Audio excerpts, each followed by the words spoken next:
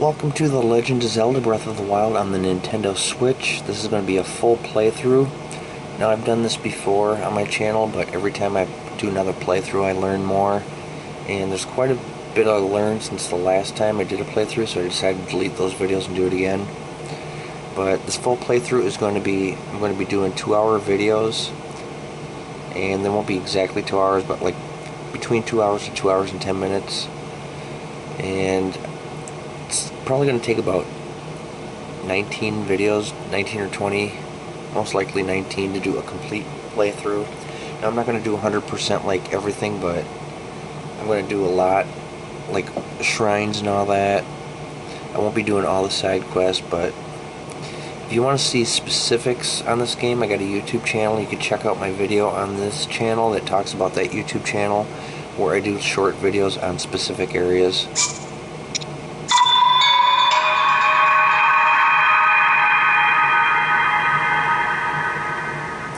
This is one of my all-time favorite games, tied with Super Mario Bros. 3 on the NES.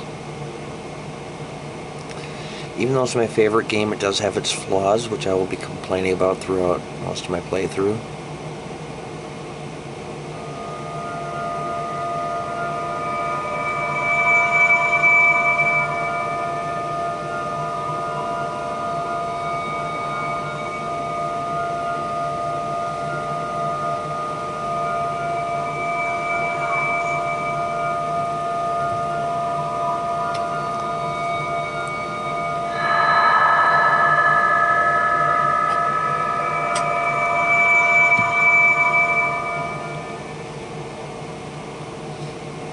Open your eyes.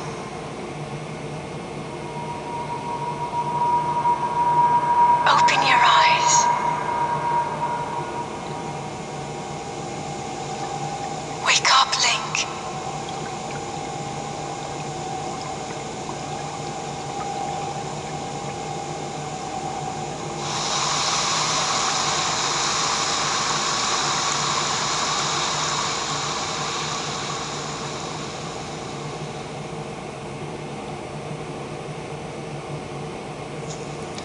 They just put so much work into this game. It's amazing. There's like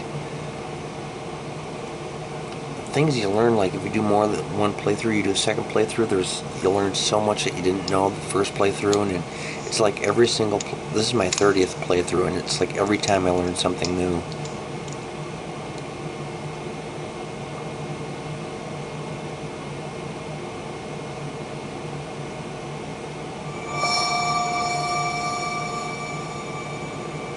First time I played this game, I died tons of times. My first playthrough took me like 6 months before I could beat it.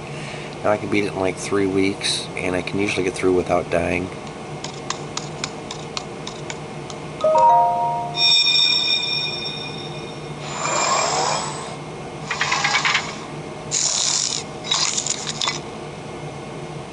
That is a Sheikah slate. Take it. It will help guide you after your long slumber.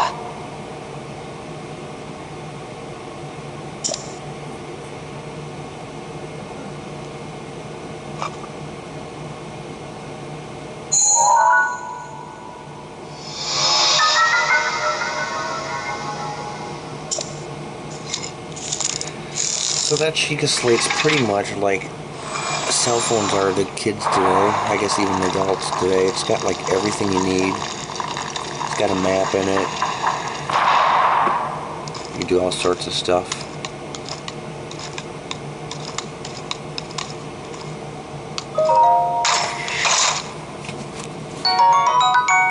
Okay, now the numbers you see here, the 0 indicates the strength of the pants he's currently wearing, which is a 0. The 1 indicates the strength of these pants, which is a 1. So that's your defensive strength. So if I put those on, there again you see the 0 and the 1. So the 0 showing my current strength, the 1 shows what my strength will be with the pants on. So now I just went up to level 1. Same with here, the 0 shows the current strength of my shirt, which is 0 because I'm not wearing one. The 1 shows the strength of this shirt, which is 1. Now when you look here, it says 1 and 2. 1 shows my current strength total.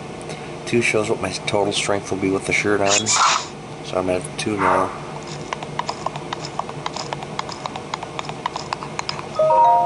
Link spin. Hold the Sheikah slate up to the pedestal. That will show you the way.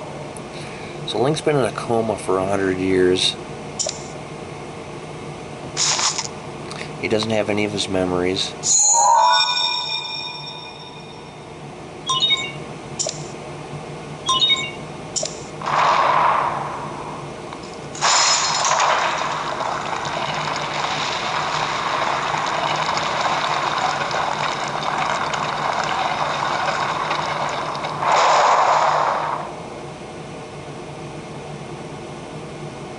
Link, you are the light. Our light. That must shine upon Hyrule once again. Now go.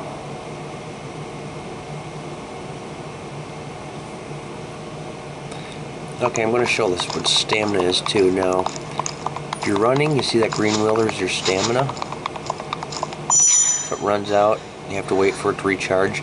Now, if you're climbing and that wheel runs out, you'll drop to the bottom, so that's something you got to keep in mind. If you're swimming and your stamina wheel goes down, if it completely drains while swimming, you'll go under, you'll lose 1 heart, and then it'll put you back to where you started swimming from.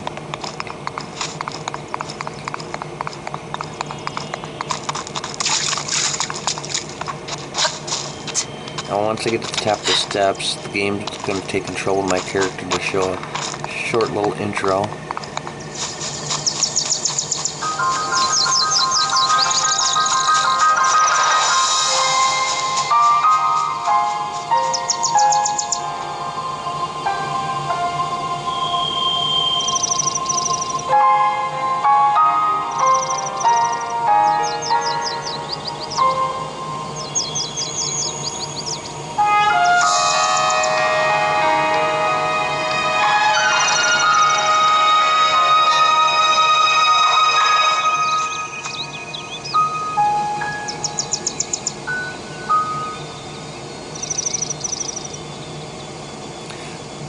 So that old man there is somebody you could talk to, will kind of help you out, but anyway, everything you see here, that castle, the volcano, those mountains, you can reach all of that.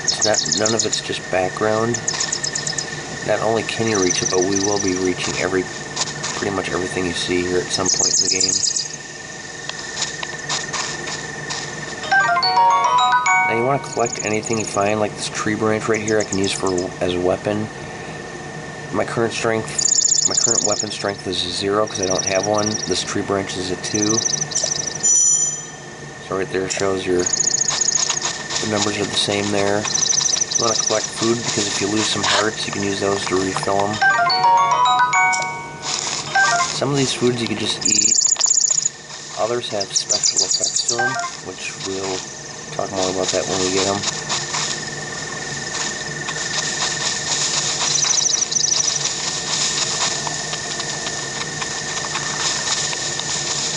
Okay, early on in the game you want to collect as much as you can. Just collect anything, because if you can't use it or eat it, you could sell it.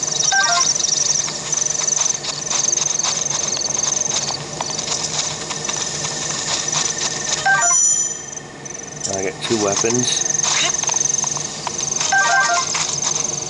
As the game goes on, you'll get better weapons. You get stronger clothes and armor. See, the first time I played this game, I accidentally walked right off the edge of this cliff. Like, just within a couple minutes after starting. I ended up dying.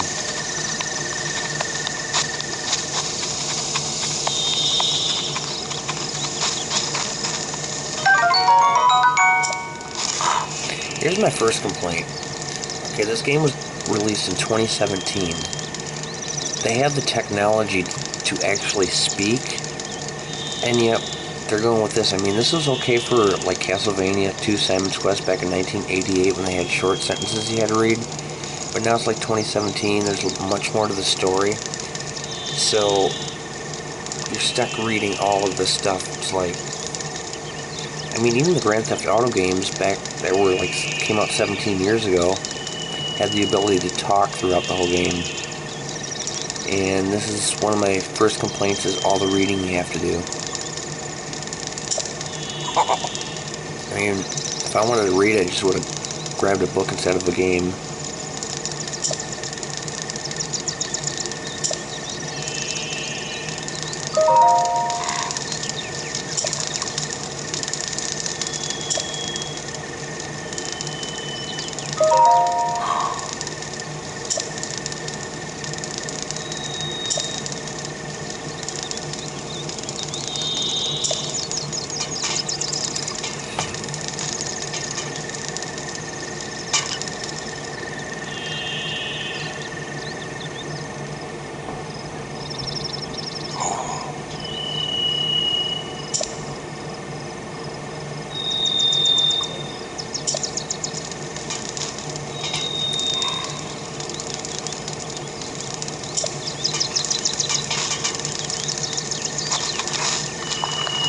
They'll kind of guide us for a little bit at the beginning of the game.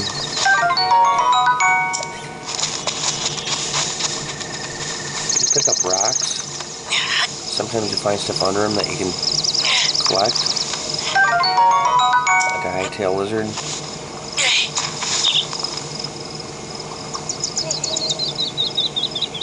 Link. Head for the point marked on the map in your Sheikah slate.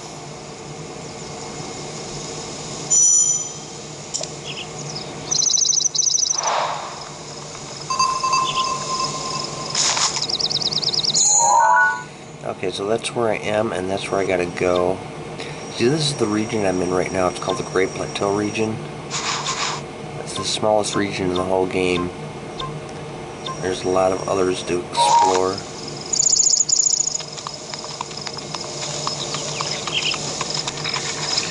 There's my first enemy, a bokoblin.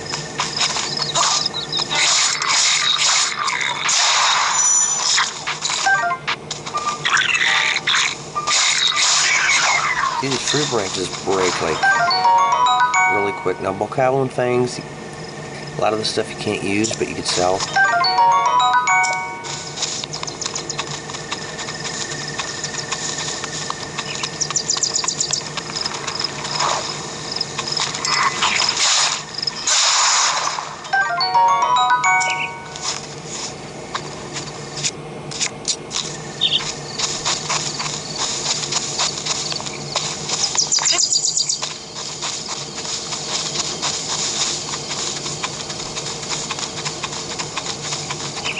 You just want to, if it's your first time playing, you just want to do a lot of exploring, collect a lot of things.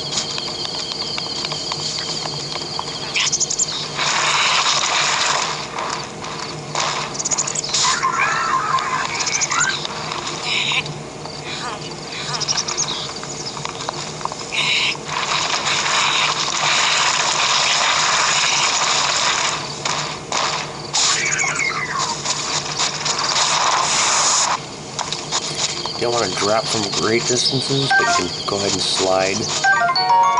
Vocal club stronger than the tree branch.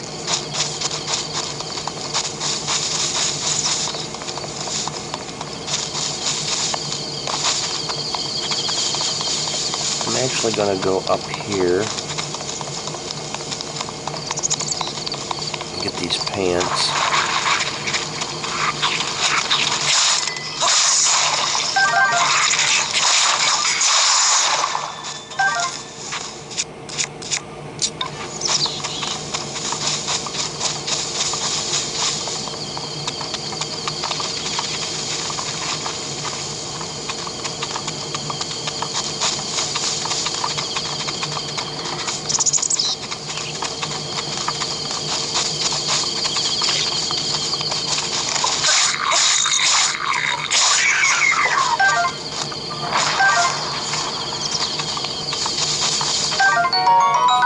Collect ancient parts, which can be useful later on in the game. This is the one? No, that's not the one I want to go in.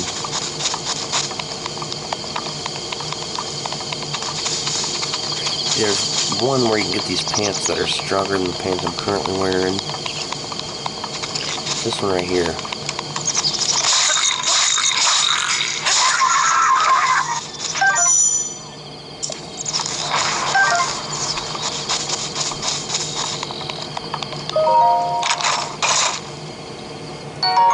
See these Hylian trousers? Strength is a 3 compared to the ones I'm wearing, which is a 1. So there, my defense just went up from a 2 to a 4. As far as offensive strength, it just depends on what weapon you're using. That's this Boko Club I got. The strength is a 4.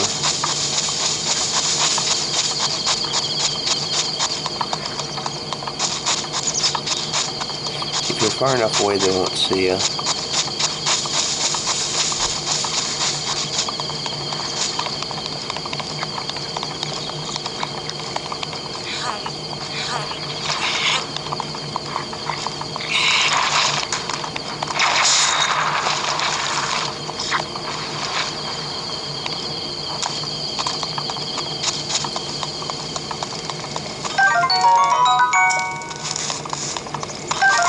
And there's a lot of enemy camps where you can take their food and weapons and shields and all kinds of stuff.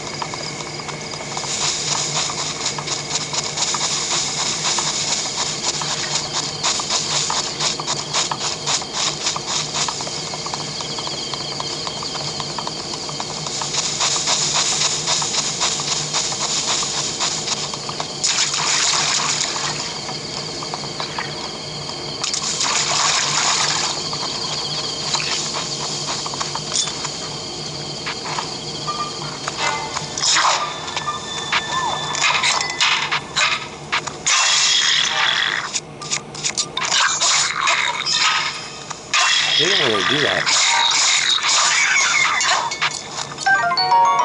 See, I hate when you're swinging at them and you're hitting their shield because all it's doing is damage to your weapon. It's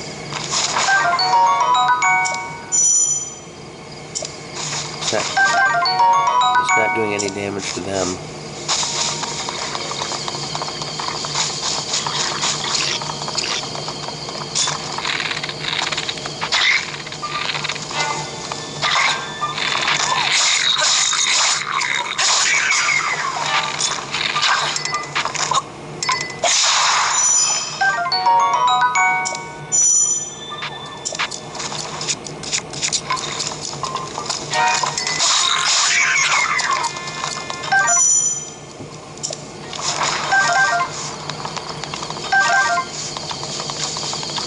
Now I got a bow, I got a shield, got some weapons. So if you take a look at your weapons, you can hold up to 8 weapons. Later on in the game you can expand that. Same with bows, you can hold it up to 5, you can hold up to 4 shields. If they're flashing red like this, that means they're damaged. And eventually when your weapons, shields, or bows get damaged, they break. So you have to continue collecting more. Shows your armor or clothing. And materials. Food, which is cooked food, so you got, when you get uncooked food such as Hylian shrooms are here. Now if I were to cook them, it'd show up over here. And key items, which are things that you can't lose or they don't break or anything like that, they'll always be in your key items list.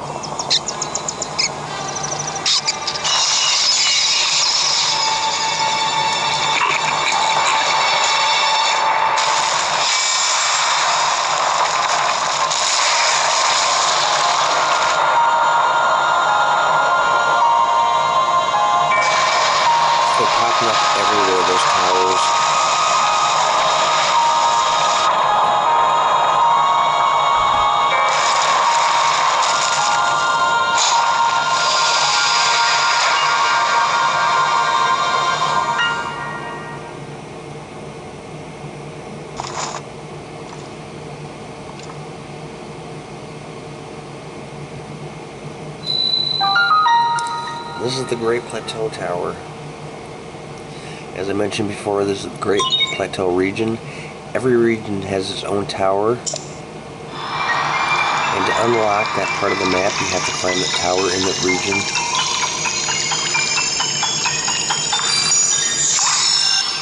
Some of these towers have obstacles around them.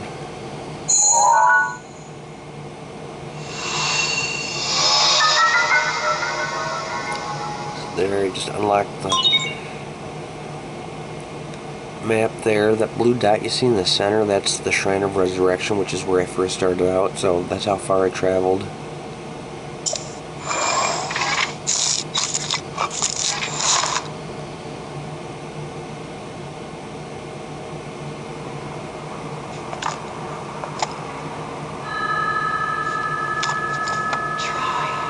Try to remember. You have been asleep for the past 100 years. The beast. When the beast regains its true power, this world will face its end.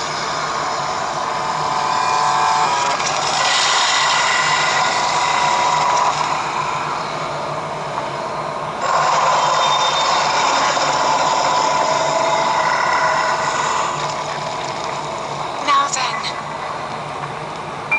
you must hurry, Link. Before it's too late.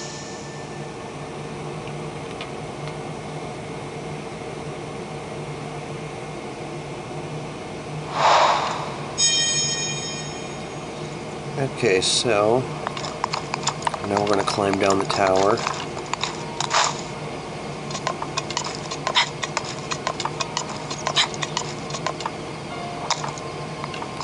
I'm going to drop one platform to another. One time I didn't walk far enough and I slipped off the end and hit the bottom and died.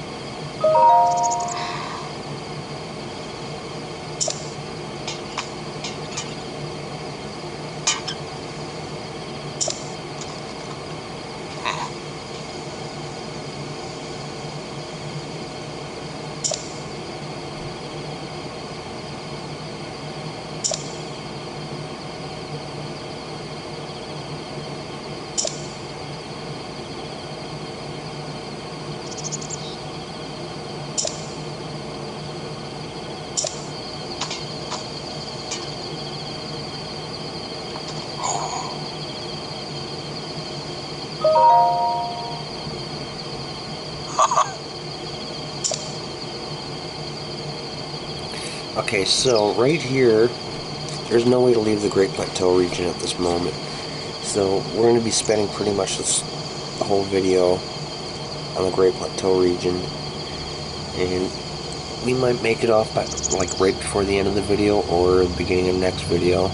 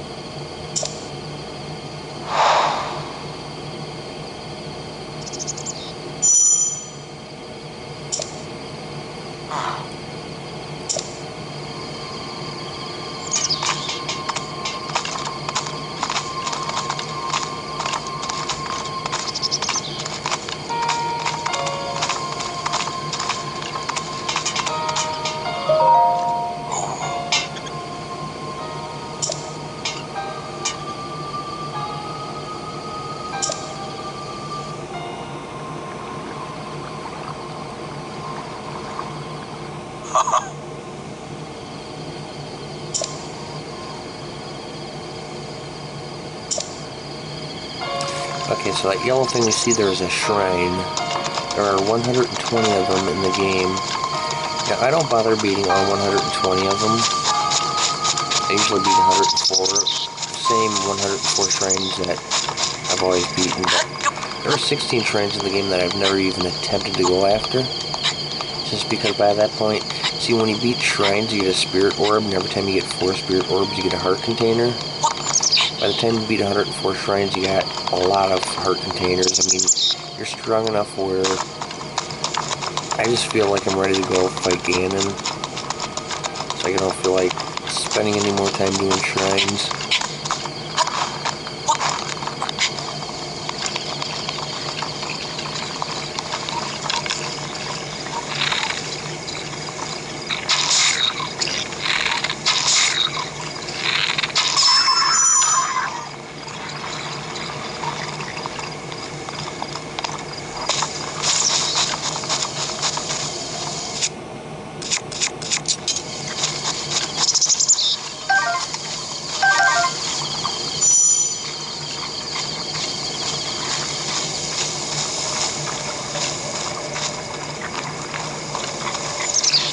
Oh great, they saw me.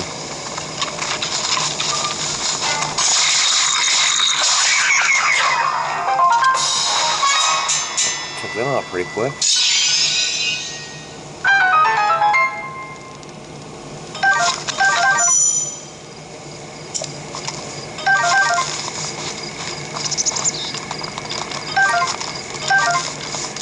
Yes, so anytime you beat an enemy camp that's got one of these treasure chests in it, once you kill all the enemies in that camp, the treasure chest will unlock.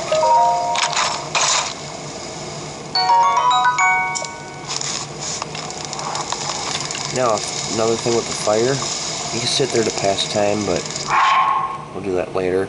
Another thing you can do is you can cook stuff, so like this Hylian shroom, as you can see, it only fills half a heart, which means 2 of them would fill 1 heart, but if you cook them,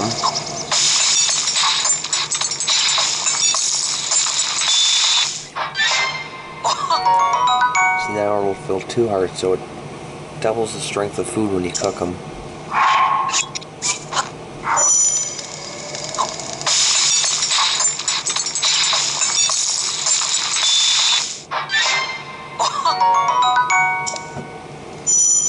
Okay, so you can check the meal's ingredients. So you go to your cooked meals, you go to recipe, it shows what's in it.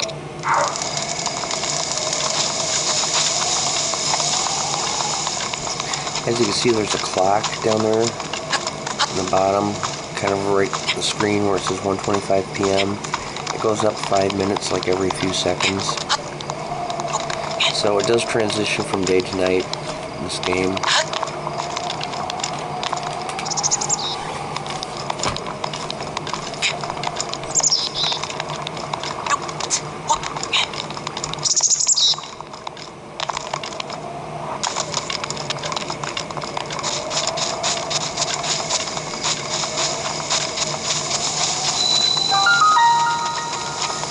Here's our first shrine.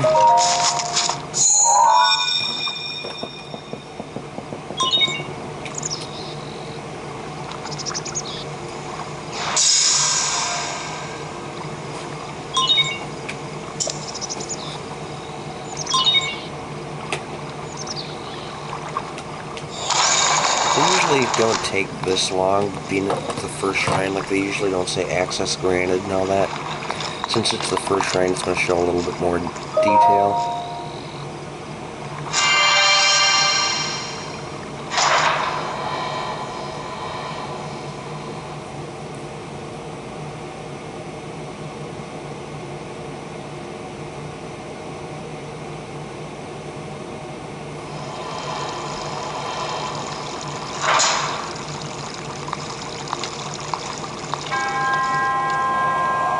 So there's 4 shrines in this region, and each one has a tool called a rune. These runes get added to your Sheikah slate and you can use them. For example, this one's Magnesis.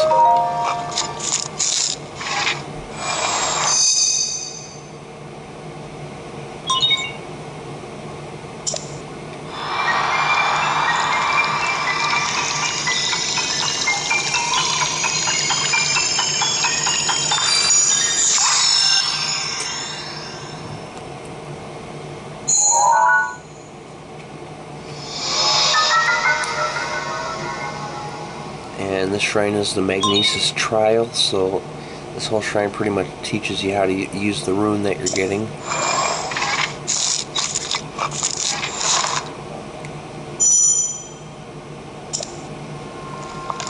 So with Magnesis, you pick up metal objects, move them.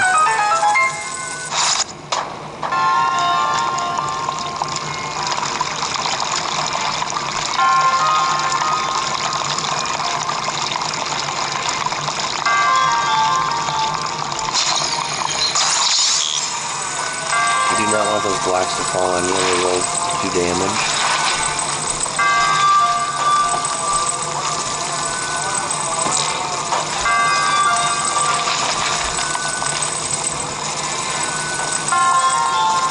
I can't reach him.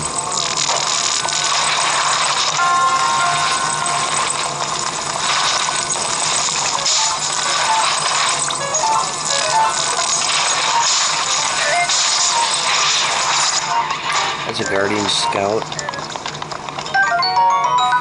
There are many different types of Guardians in this game. The Scouts are pretty simple. You get the Guardian Stalkers, or the Guardian, or there's the Decayed Guardians, Flying Guardians. You see those at this early point in the game, you just want to run.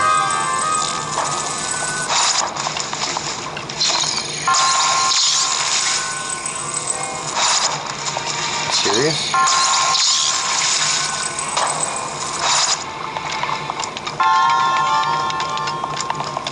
There's a treasure chest up here. Some treasure chests are made out of metal, some are wood.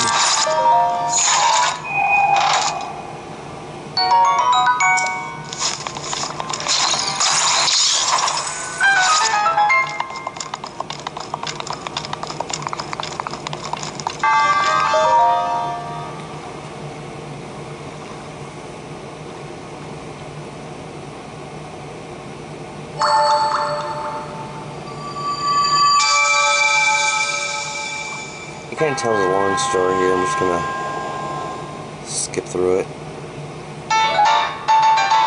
You get a spirit orb.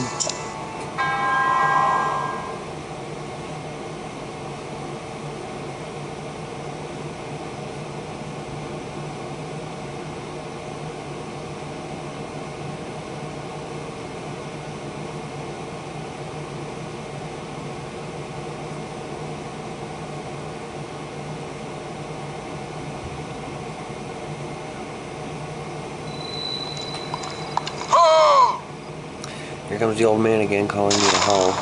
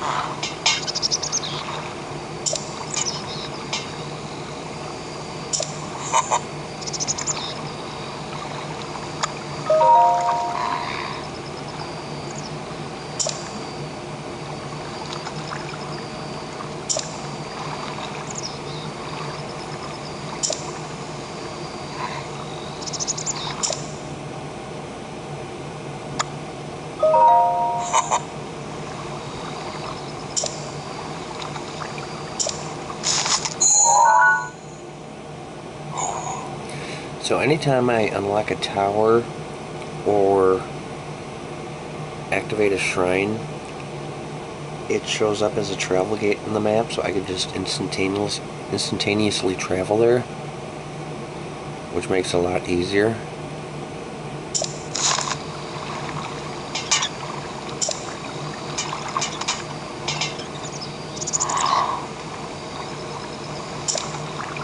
Okay, so I got to go back to the top of that tower. So you just click on it, go to travel.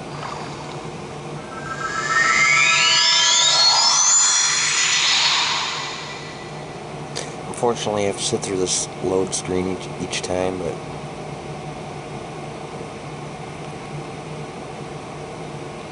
usually doesn't take that long. It's not like a PlayStation game where you sit there for like 20-25 seconds.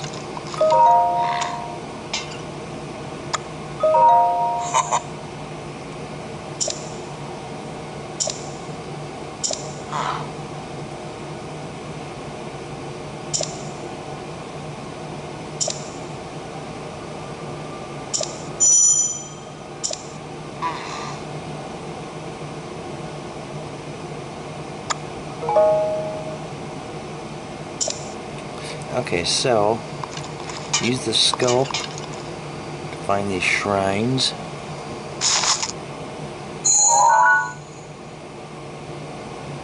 There is one of them. You place a pin on it. There's another one. The other one is over on the side. That's the next one we're going to be going to. Okay,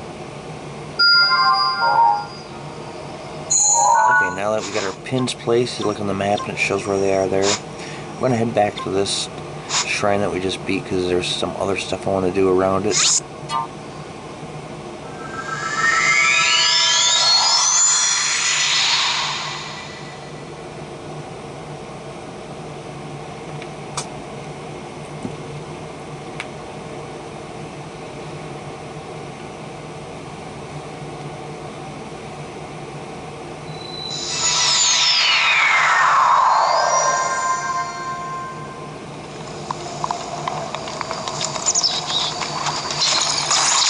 These metal things here, you can pick them up really high and drop them. Break open. And get stuff out of them.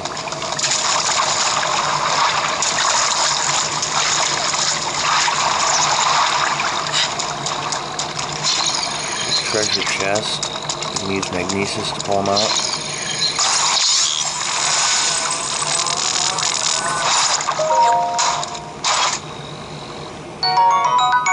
Ambers, you could sell them for 30 rupees. Rupees are your currency, if you're not familiar with Zelda games. Oops.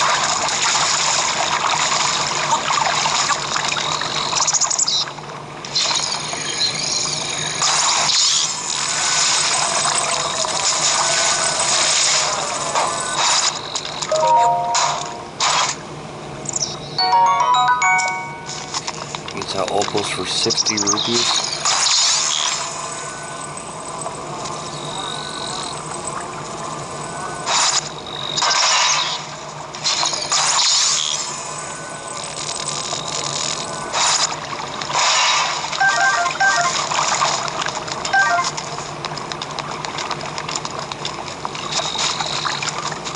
Okay, so now I'm going to start heading towards that next shrine.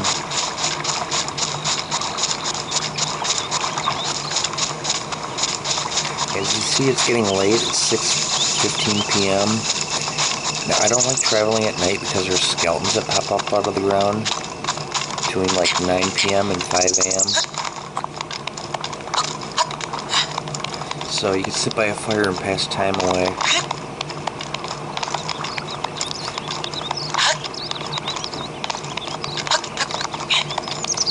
I think they got a little carried away with those skeletons too.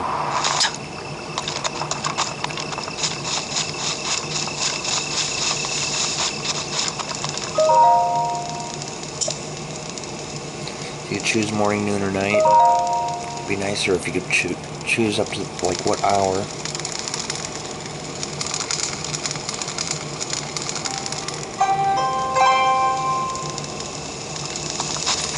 And that's morning again, so we're gonna continue traveling. Oh, by the way, you can break these open too.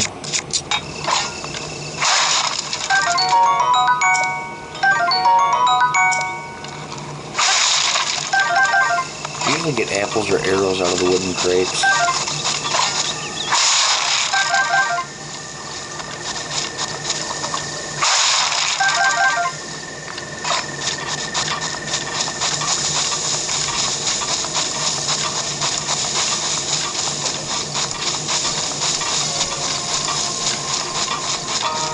Anytime you're near a tower, you hear that music playing.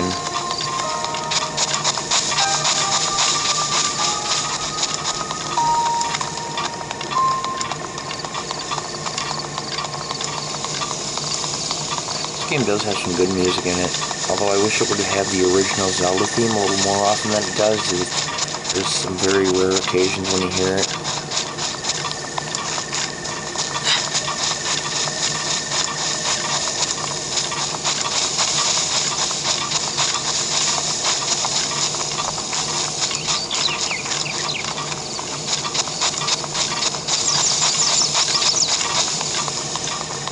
This is a decayed guardian, but it's inactive, so you can get parts out of it. Some of these, like that one right there, is not inactive. That's an active one. If you get too close to it, it'll lock its red beam on you, and you only have a matter of seconds to get out of there before he fires his laser. And at this point in the game, if he hits it with that laser, it's like instant death.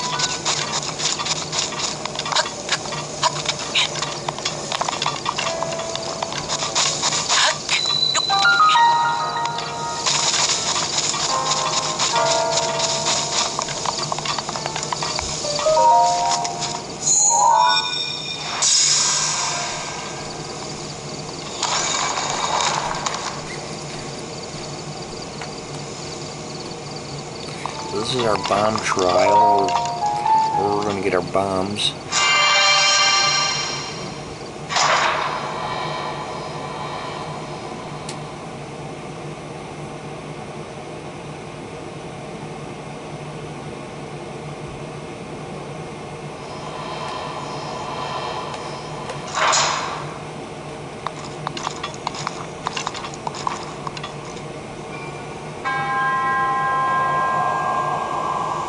I'm kind of curious if my axe would break those rocks down there. I'm just going to try it once. Nope.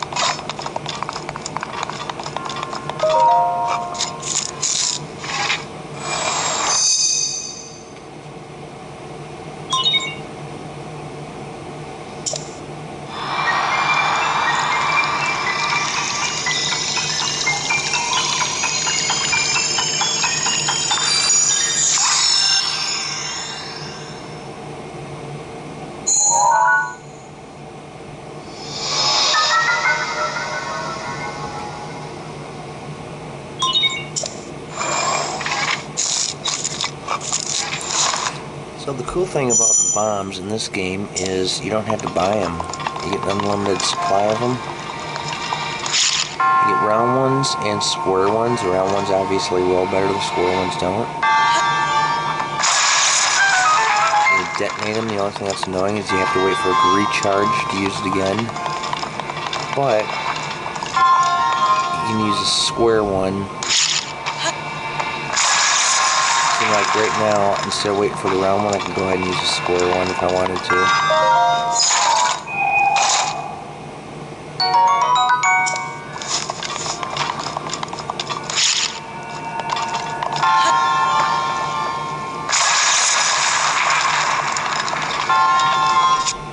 I'll switch to my square one here. And I'm going to put a square one right on the edge of this.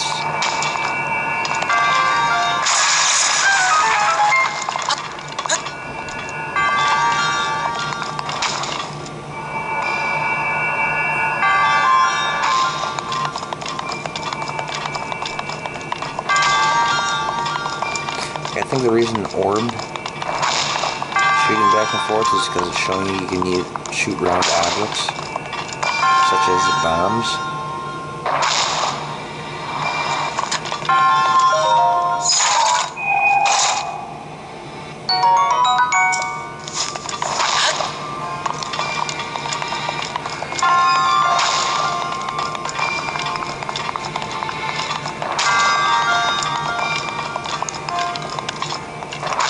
They put a round bomb in here.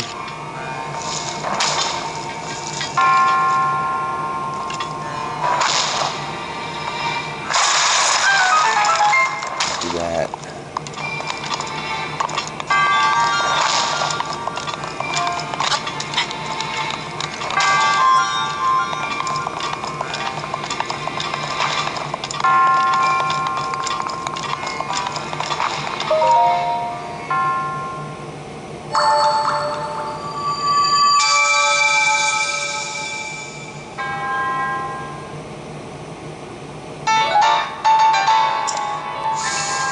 2 spirit orbs now.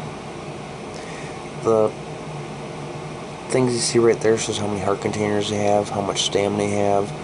Shows I got 2 spirit orbs, I've beaten 2 shrines. That's what those numbers mean there.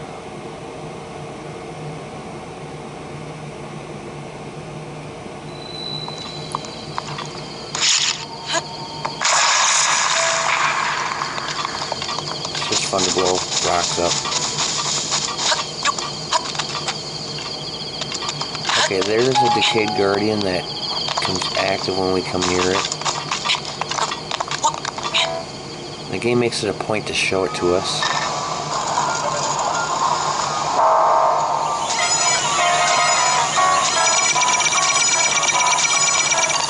At this point in the game, you just want to get out of there. Not strong enough to fight it yet. Those aren't so bad, they're kind of easy to get away from. The Guardian Stalkers have legs and they actually follow you, start walking towards you and stuff.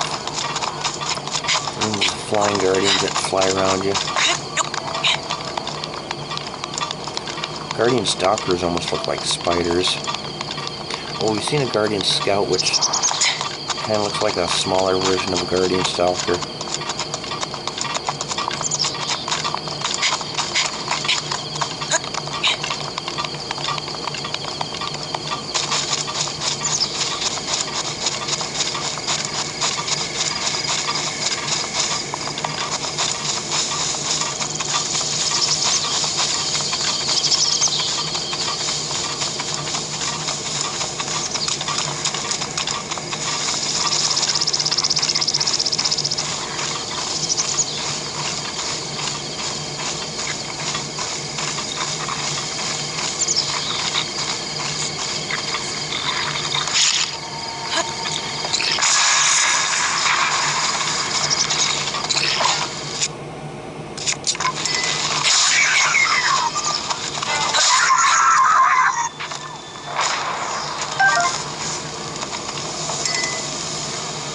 I'm carrying more bows. I didn't realize I had that many bows. I like to sort my weapons and bows. I usually like to stick with the weakest weapon, that way when it breaks I can upgrade to something better rather than the opposite way around.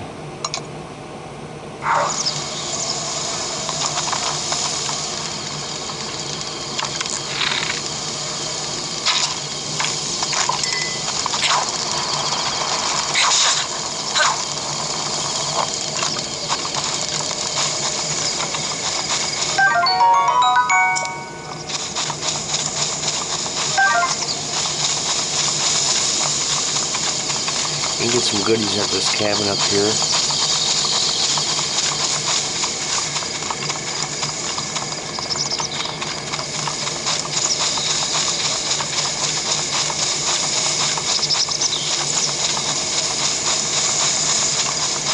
This is just one of those games, like every time I beat it, I just want to play it again.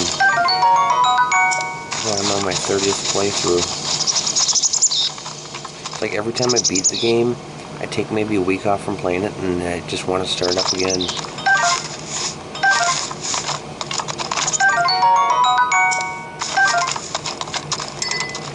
Okay, let's see, we'll get rid of something like one of these. For an axe. Okay, now these stamella shrooms have a special effect. So let's say you cook a couple of them.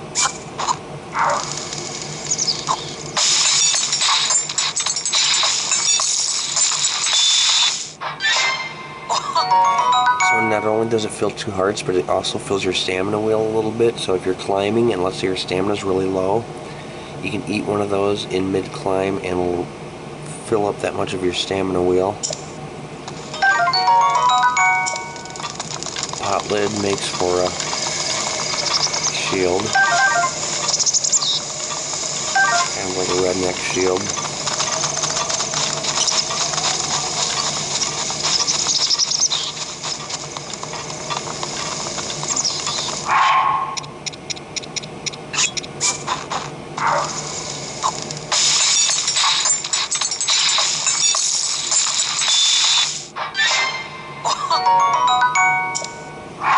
Okay, these spicy peppers.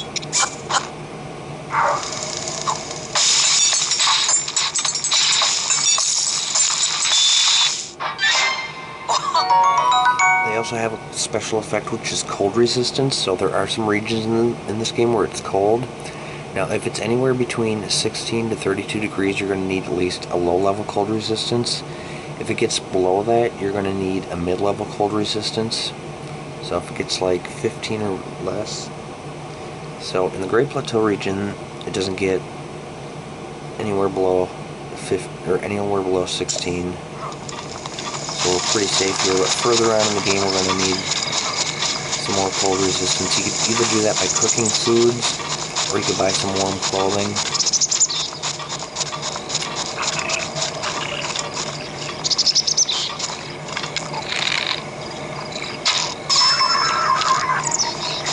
Oh, let's do some shield surfing.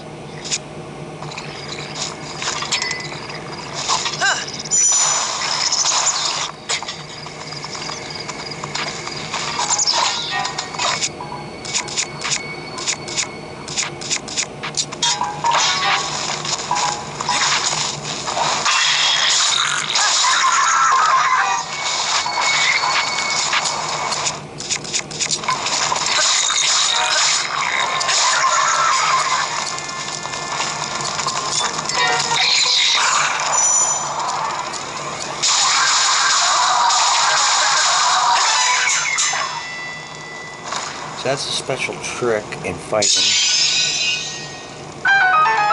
We'll learn about the fighting tricks in the next video. There's actually a shrine where you learn all that.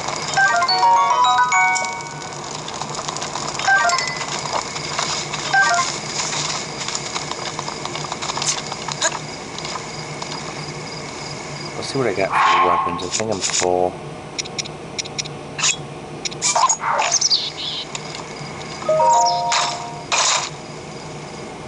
I always like to have at least one spear, because sometimes there's enemies that are kind of hard to reach.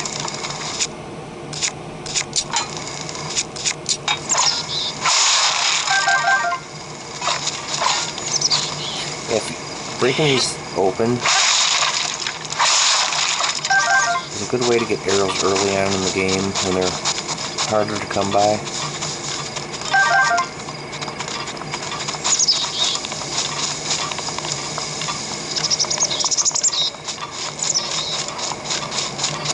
So there'd be times in my first playthrough where I'd run out of arrows.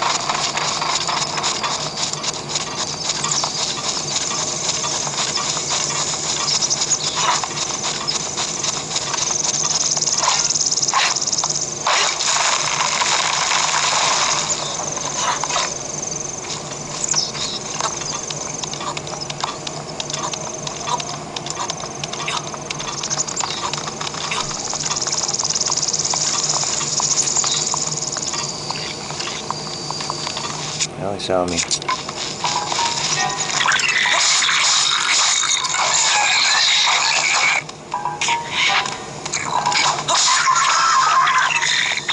hate when they do that.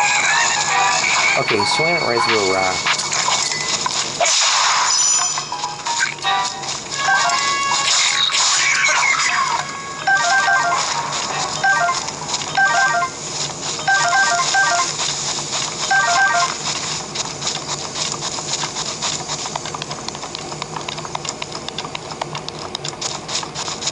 Over here. Oh, you know what? I forgot to get something back there.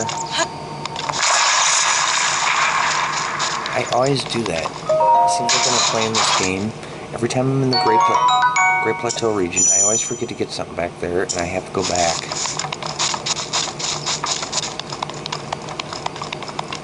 I got a better idea. I'll just mark it on my map.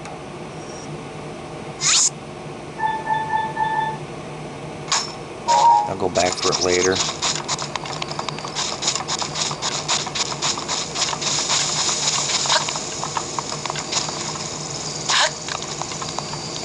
So here's a good place to climb because it's got these rocks that you can kind of stop and rest on, let your stamina refill.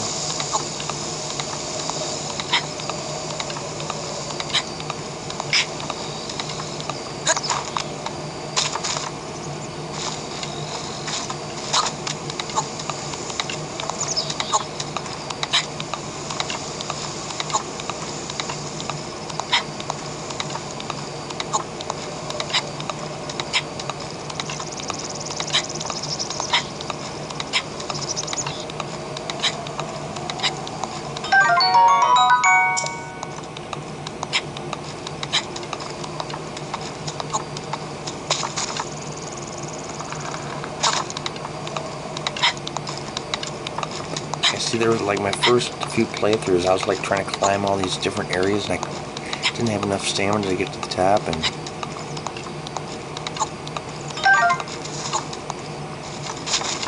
just having a hard time getting up here.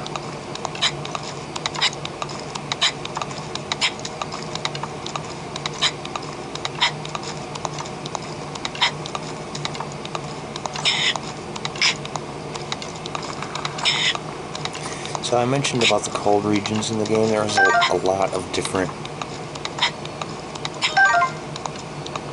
like weather and stuff we'll see.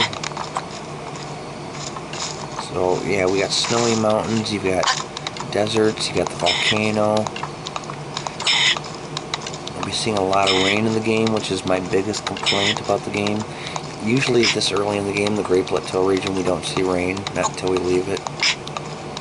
That could be really annoying because you can't climb in the rain, you slide back down.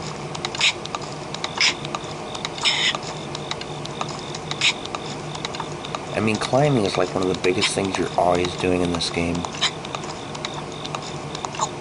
My stamina's running low. Barely made it.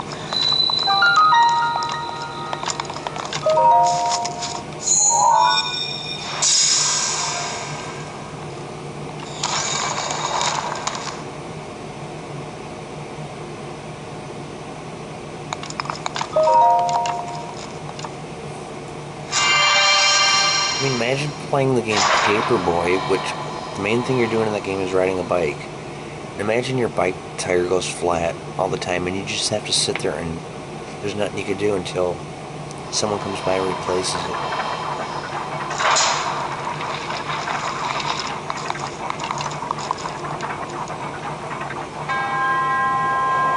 Okay, here we're going to be getting stasis.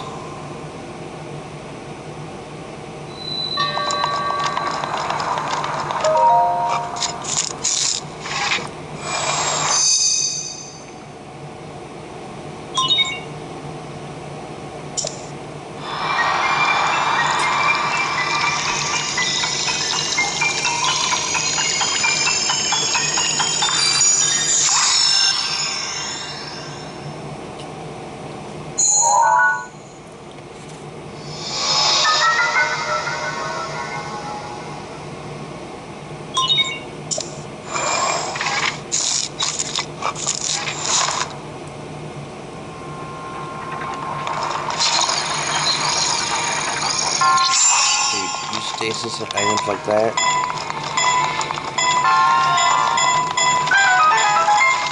Here's one thing that really bugs me. You have to wait for stasis to recharge. It's like, what's the point of that? I can understand the bombs. They don't like you using too many bombs in a short period of time, but why is stasis? Why does it take so long?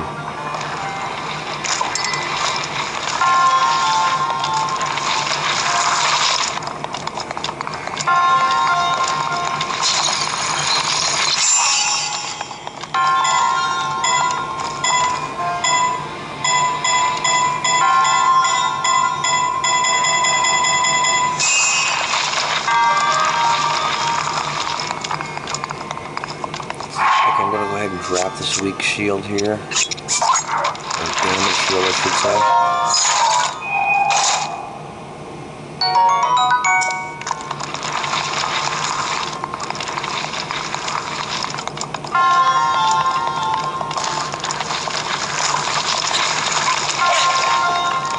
Actually, hold off on throwing that.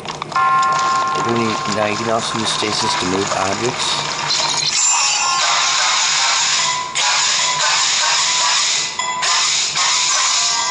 The more you hit it, the further it'll fly.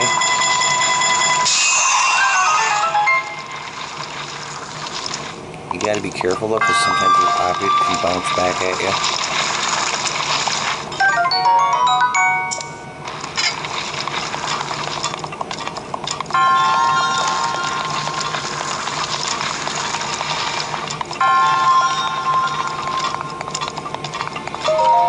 See, early on in the game, it's kind of frustrating that your weapons break so much. But the more you play, the more you learn, like, what weapons to use on what creatures. Like, there's no point in using like a really good sword against a really weak enemy. Might as well go ahead and use up your weak ones and then save the good weapons for the tough guys.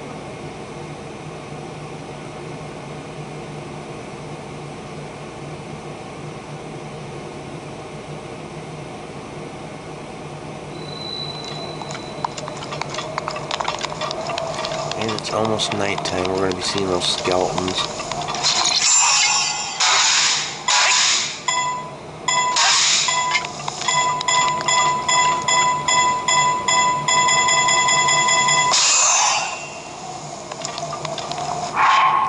Get a bow out of there, so I'll get rid of one of these used bows for a stronger one.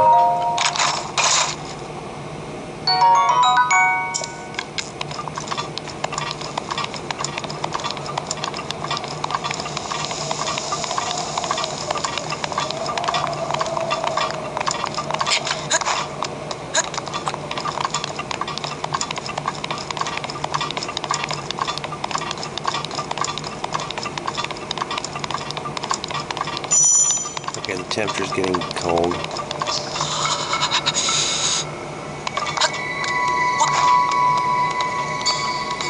But I'm not going to use. See, my strength is going to go down little by little in this cold. But I'm going to wait because this cold resistance fruit I have, not only does it give me cold resistance for 5 minutes, but it fills up 2 hearts. So I might as well wait until I'm down 2 hearts and then eat it. That'll buy me a little bit more time.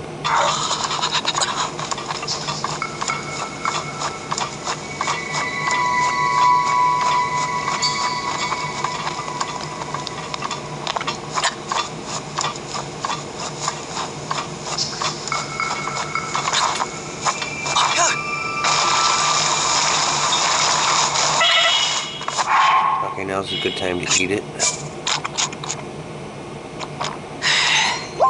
Okay, so now I got low-level cold resistance for 5 minutes. Now, if you go to your Sheikah slate, it'll show the temperature down there, 24 degrees.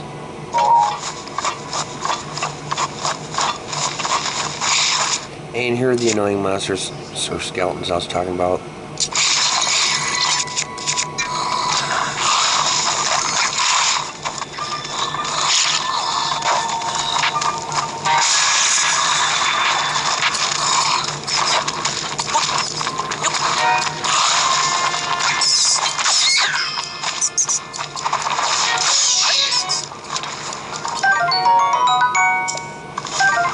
Key spats too.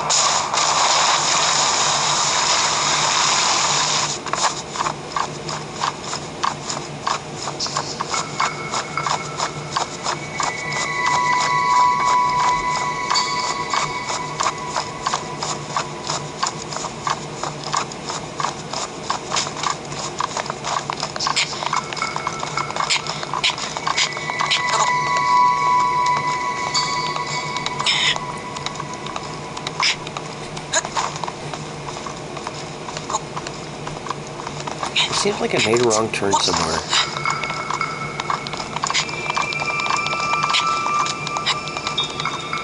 Oh no, I didn't. I just climbing up a different side than I normally climb up. But I usually like to stop here first because talk to the old man.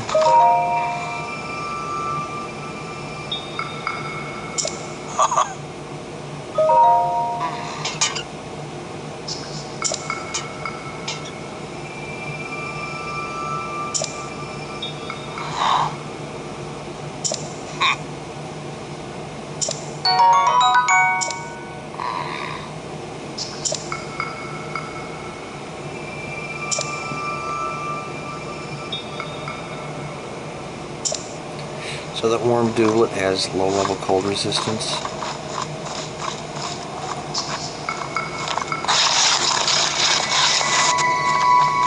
I'll head down here now. See that circle of rocks there? Something looks odd. You want to investigate it. Now, you see a missing rock, you go in the direction where it's missing, and you end up running into one. So you put it in its place, you get a surprise.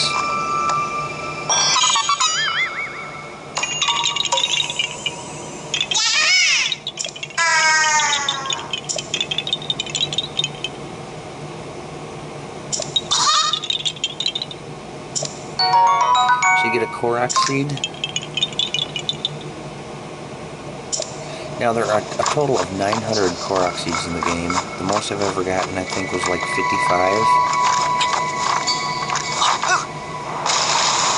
And now what you can do with Korok seeds is when you meet Hestu, which we probably won't be meeting until the next video.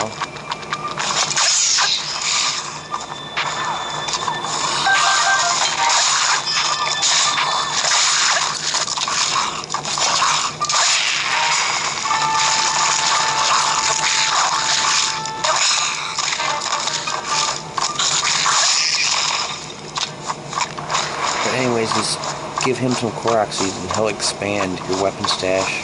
Whoa! Totally forgot about that, and I don't know how I didn't get hit. But so anyways, as I mentioned, you can hold 8 weapons. Well, you give him a Korok seed, he'll expand it to 9. And then you give him 2 Korok seeds, he'll expand it to 10. Then you have to give him 3 Korok seeds, then 5.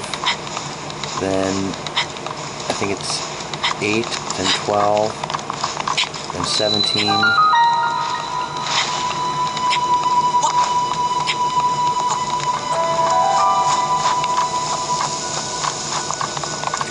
going to go ahead and put on my warm doublet because by the time I come back out, my cold resistance is going to be worn off.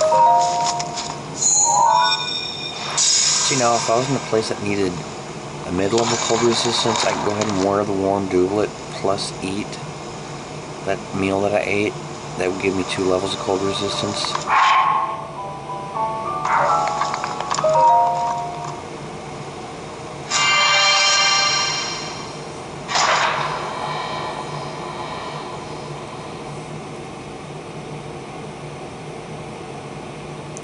You want to make sure you talk to the old man before getting your 4th shrine and get your warm doublet from him, otherwise you won't be able to get it. I made that mistake once.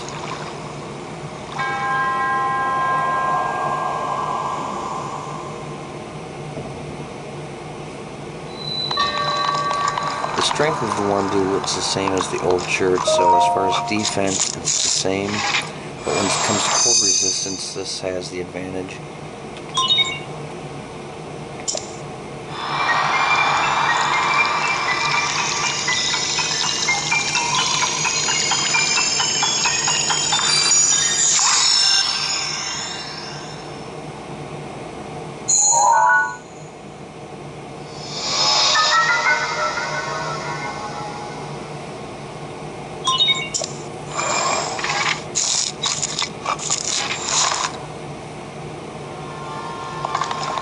Okay, so for cryonis, you can create blocks of ice anytime you get water.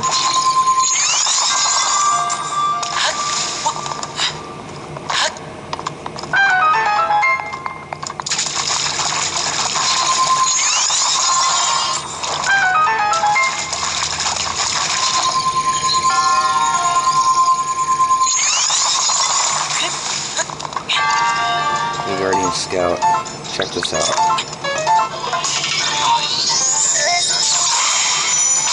It's called a shield parry. What I did there is, when he shot his beam, I pressed the A button and deflected the beam right back at him. If your timing's right, you can do it.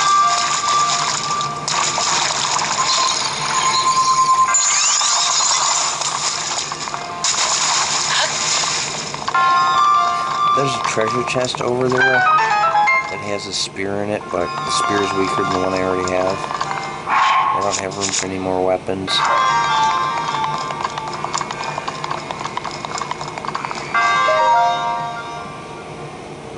Now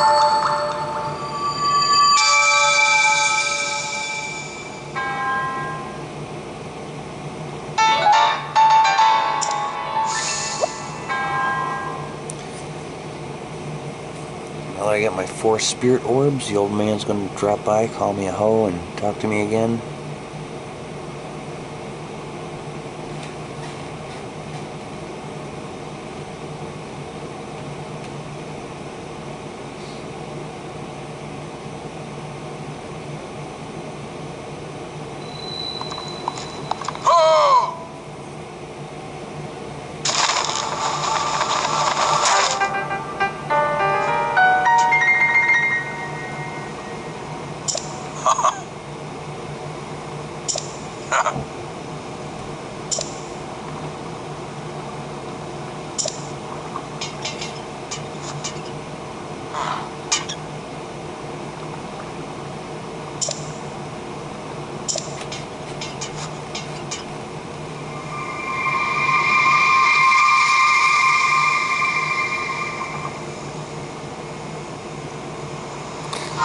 Okay, so the spot he's talking about, imagine an X, connecting the shrines.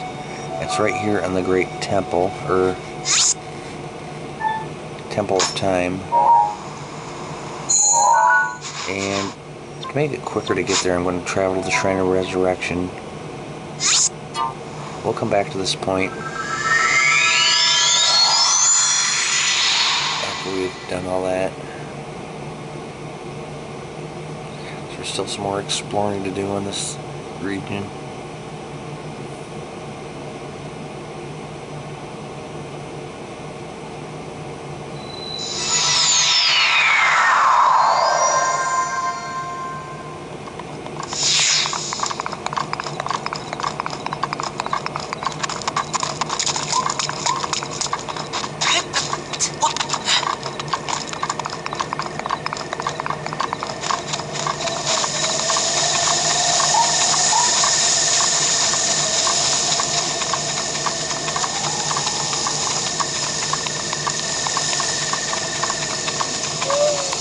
And now, as for shield surfing, you don't want to do that on any rocky surfaces because it will do damage to your shield. Best spots to do them are like in the snowy areas. I don't need that.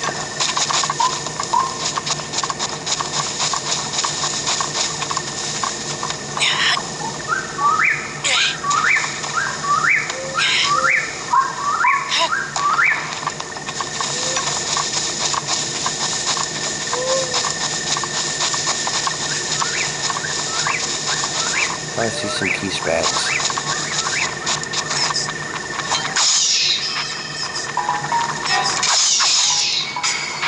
Oh, I want that one. Keys eyeballs. You want to collect the keys eyeballs early in the game because eventually I'm going to be able to use them for upgrades.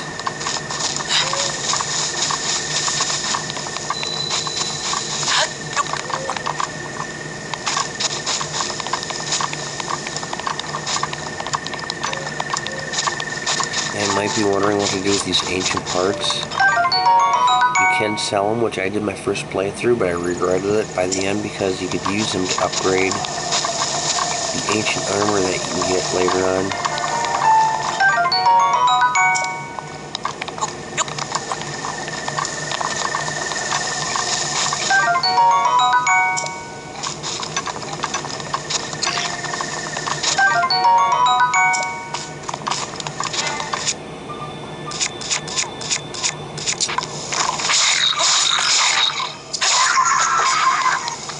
I'm going to go ahead and throw away this Bronco Club because it's used, and this one isn't.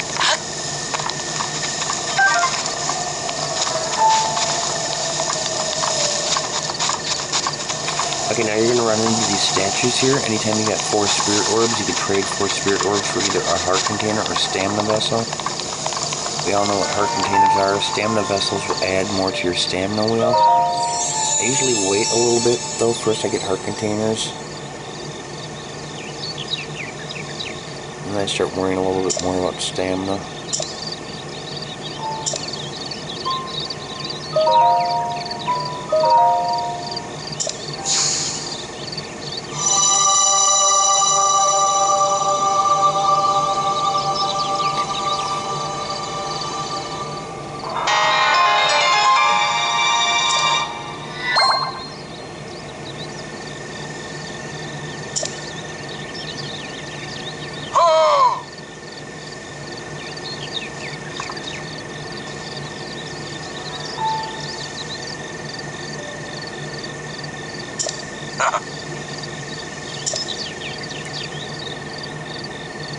He's so mean. First he doesn't tell me where to meet him, he just tells me to imagine an X on the map. Then when I get there he tells me to climb up to meet him. Not to mention he keeps calling me a hoe.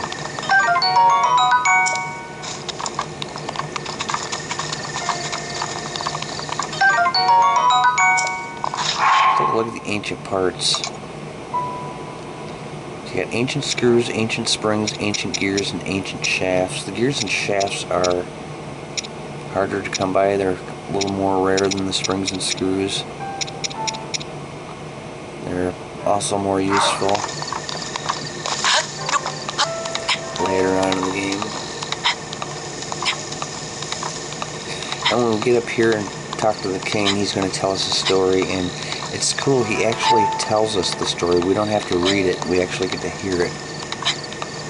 It's like, I don't know why they couldn't do that with the rest of the game.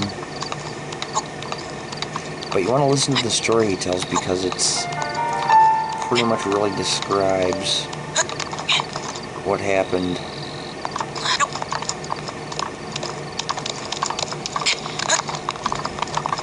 Pretty much the whole story about the whole game.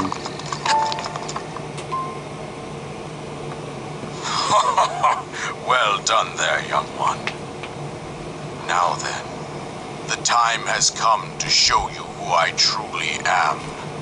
I was King Rome Bosphorus Hyrule. I was the last leader of Hyrule, a kingdom which no longer exists.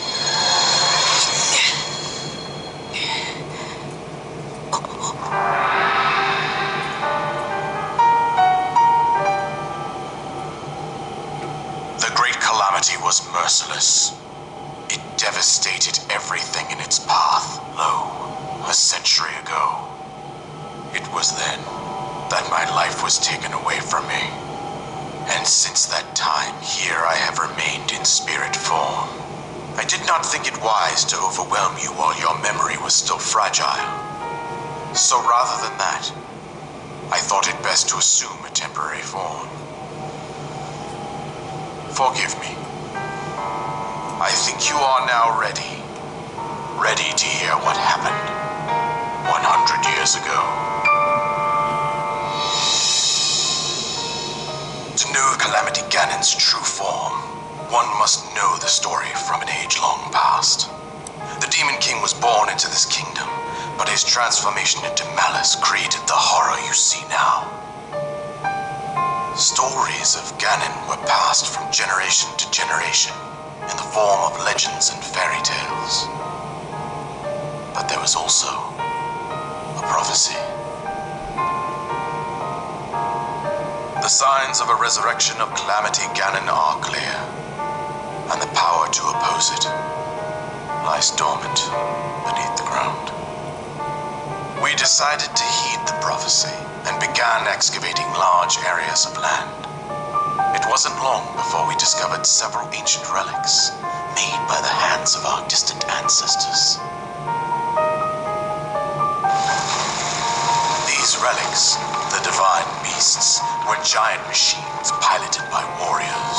We also found the Guardians, an army of mechanical soldiers who fought autonomously. This coincided with ancient legends, oft repeated throughout our land. We also learned of a princess with a sacred power, and her appointed knight, chosen by the sword that seals the darkness. It was they who sealed Ganon away using the power of these ancient relics. 100 years ago, there was a princess set to inherit a sacred power and a skilled knight at her side. It was clear that we must follow our ancestors' path. We selected 4 skilled individuals from across Hyrule and tasked them with the duty of piloting the divine beasts.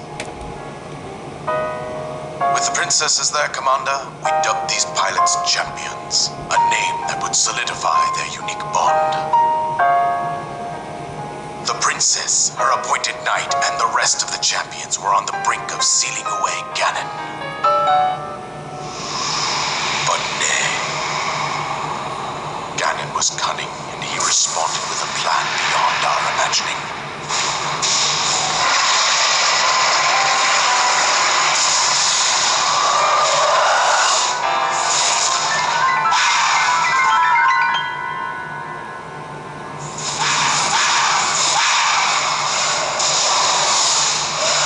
From deep below Hyrule Castle, seized control of the Guardians and the Divine Beasts, turned them against us. The champions lost their lives, those residing in the castle as well. The appointed knight bravely collapsed while defending the princess. And thus, the kingdom of Hyrule was devastated absolutely by Calamity Ganon. However, the princess survived to face Ganon alone. Link, you are our final hope. The fate of Hyrule rests with you.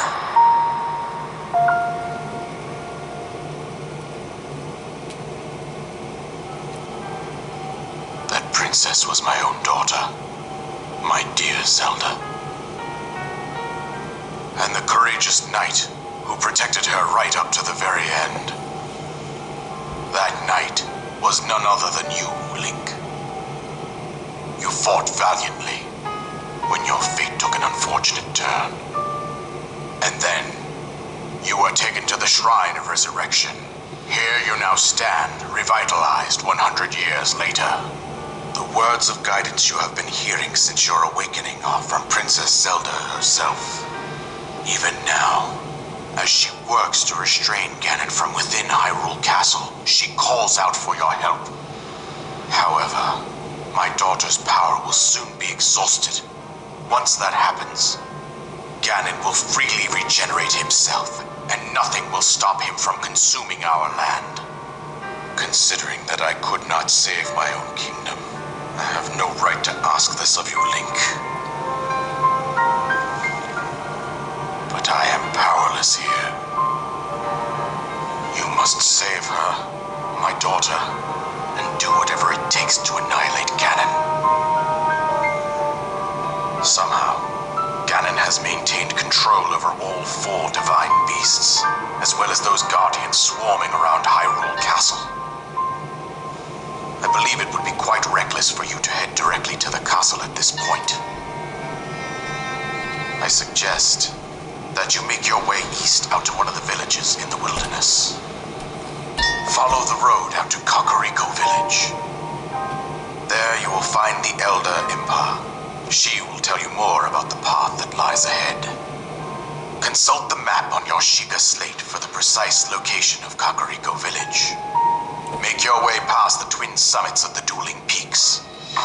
From there, follow the road as it proceeds north.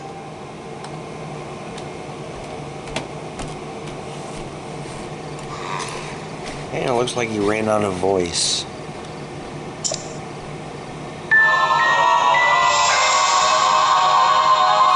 So the paraglider is going to become your best friend. You use it all the time throughout the game. Unlike the weapons, bows, and shields, it doesn't break or anything.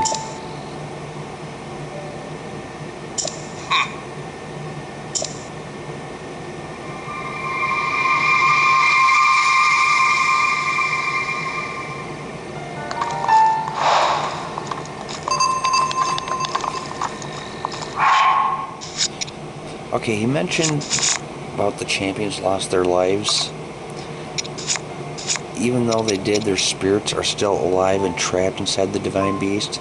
So that's part of my mission. I have to board all 4 of these Divine Beasts. I have to take control of them, and which will free the Divine Beast from Ganon's control and also free the spirit of the champion. So there's 4 Divine Beasts that each have a champion.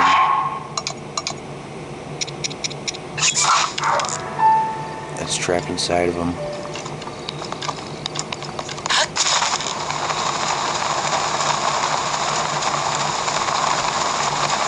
That's not something you can just go and do right away. It's going to take a while before we can do that. Probably be the 5th video before I even do the first Divine Beast.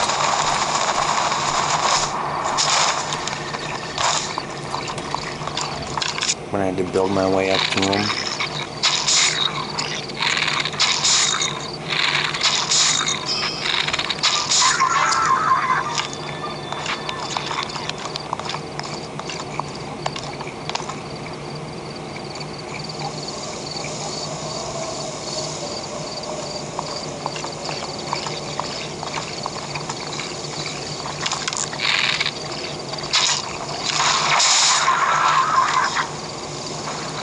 Okay, there's one blue bokoblin in there that didn't die. They're tougher than...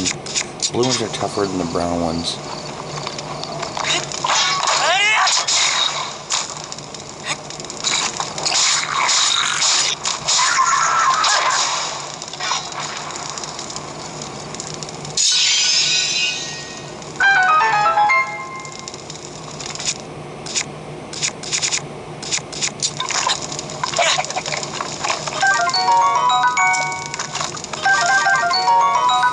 Goblin guts are something else I want to keep early on in the game. Well, that is if you buy the same armor that I buy, you can use them for upgrades.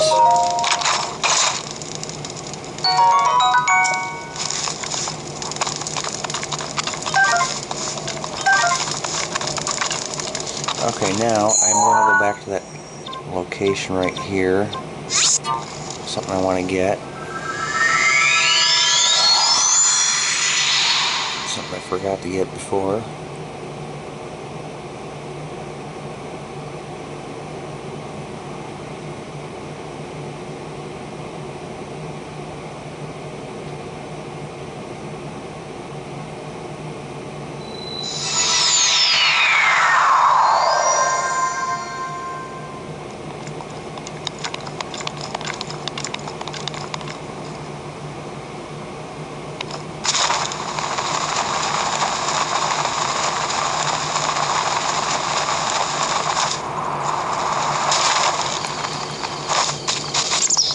I forgot to come over here.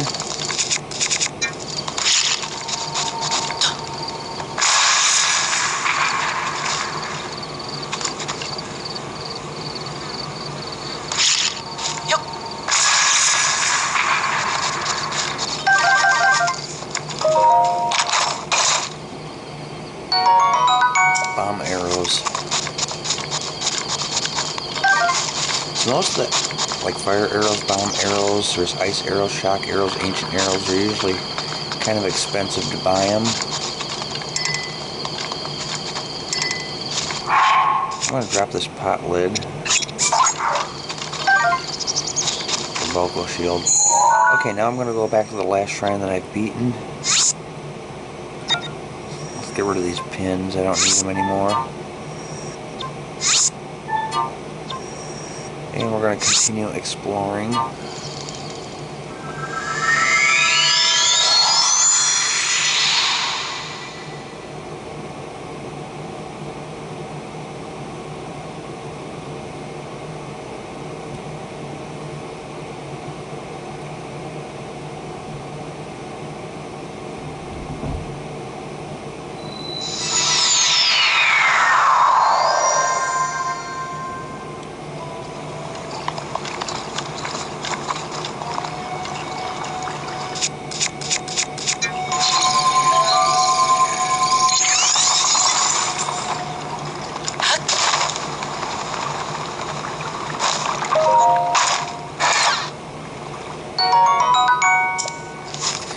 water is freezing cold. If you go in it, you'll lose your hearts fast, so I recommend not going in it.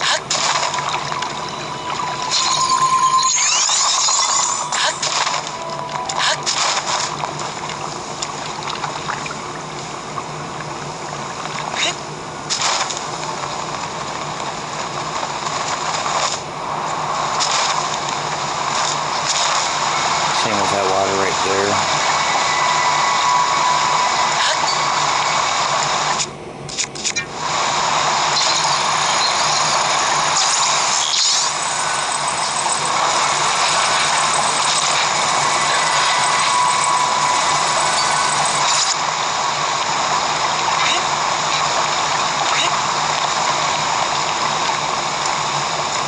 So there's some enemies up there. There's one blue bokoblin up there that's really tough. He's got a tough weapon. That's one location where I have died on a few occasions.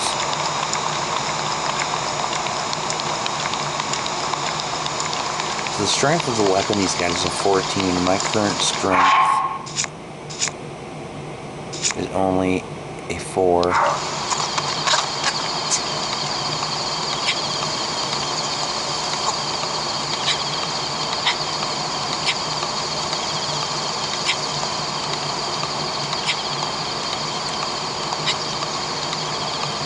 So you think about that, getting hit,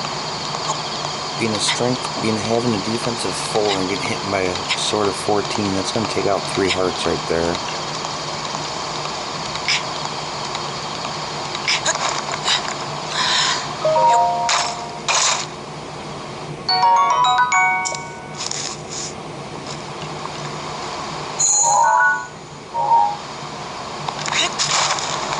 Oh, I'll show something else that's kind of cool. If you're paragliding and you decide to shoot an arrow, slow motion.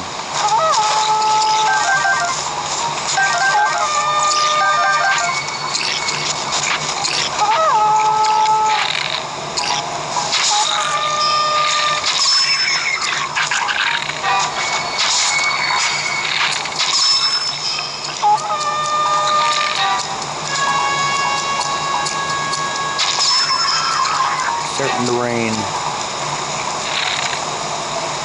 See, it usually doesn't, once you get after you talk to the king, that's when it seems like it starts raining. Not necessarily right after all the time, but it doesn't seem to rain before that.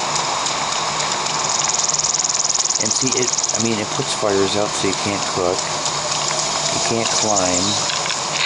It just like ruins so much of the game.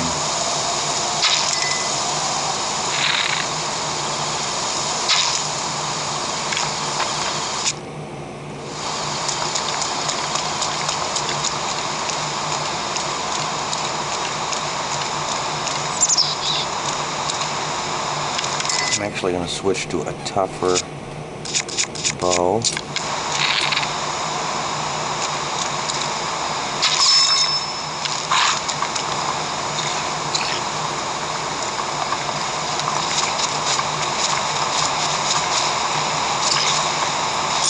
Okay, here we go.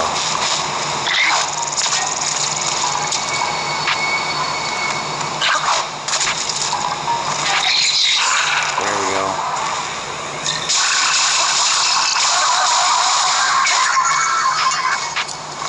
See, once you learn how to fight,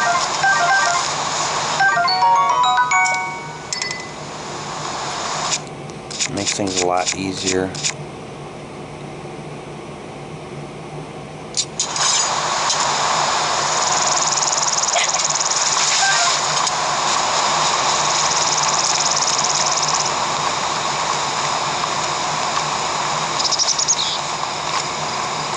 So what I did is if he swings directly on top of you, you can do a side hop.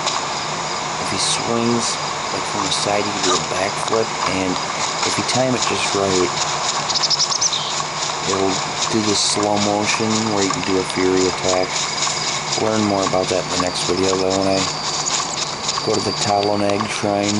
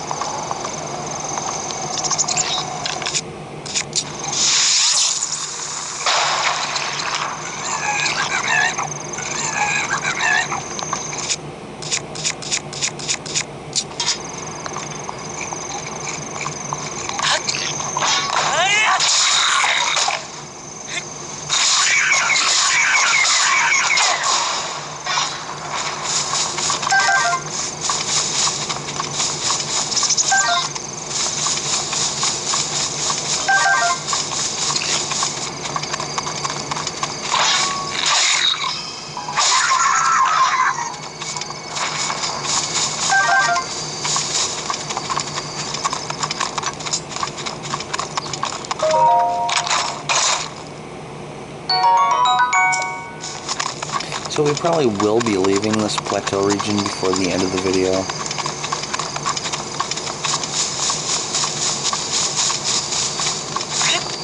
Seem to be making pretty good time.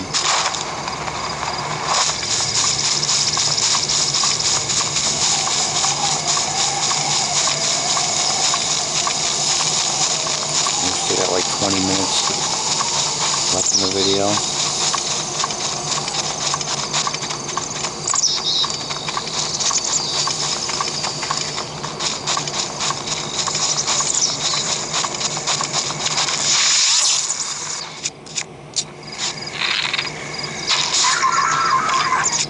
See, the stronger bow you use, the more force it's gonna have, but I like using up my weak bows first.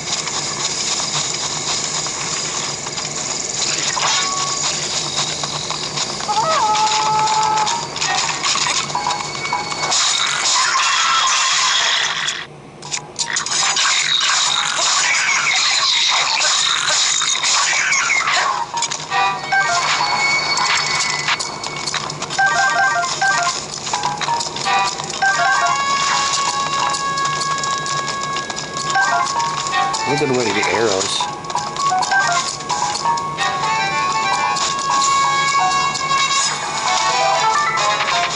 Where'd that one go?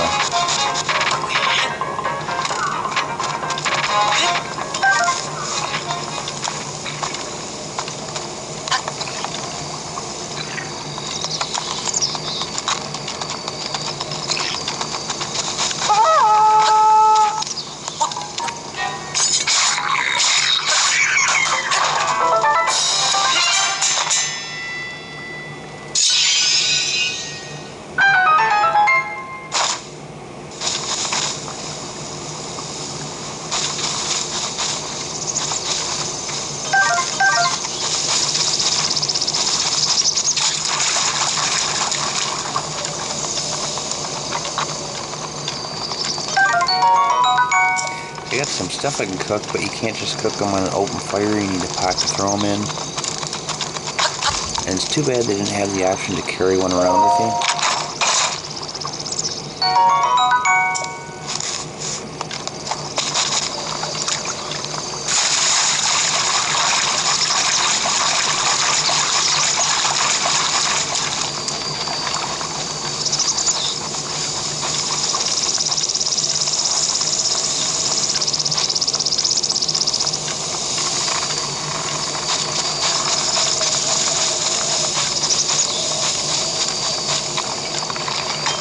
Oh, there's the stone talus.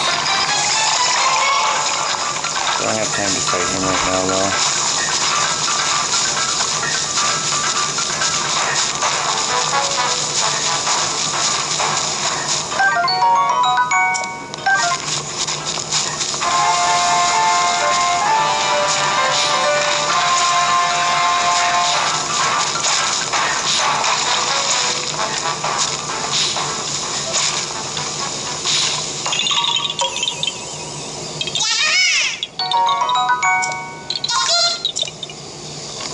I got 2 Korok seeds. Hard to believe there were 900 in the game.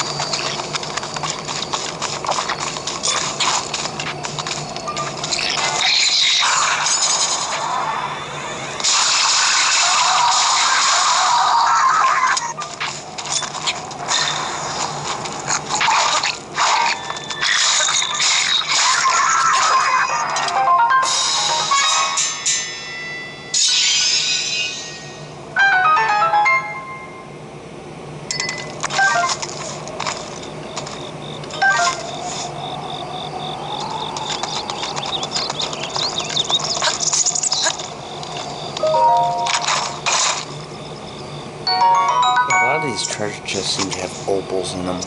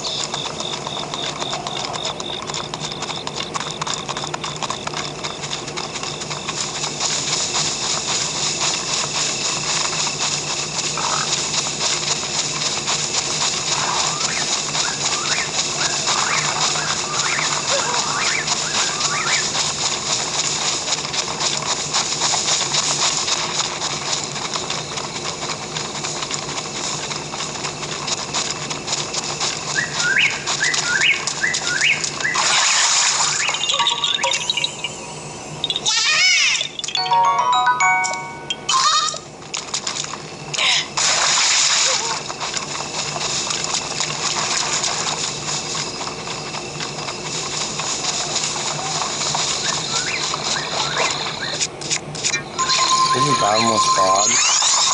You don't want to step into this like quicksand. Ah! And that's what happens.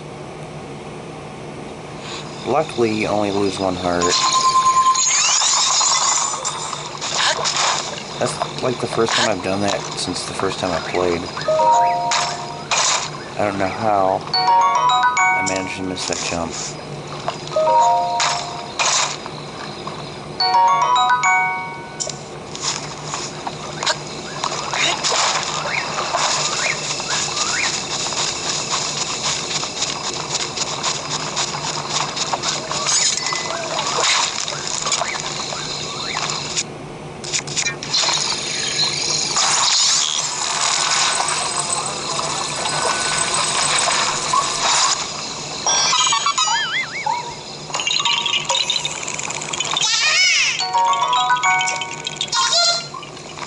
I know where a lot of Korok seeds are, and it seems like every single playthrough I find another one that I've never found before.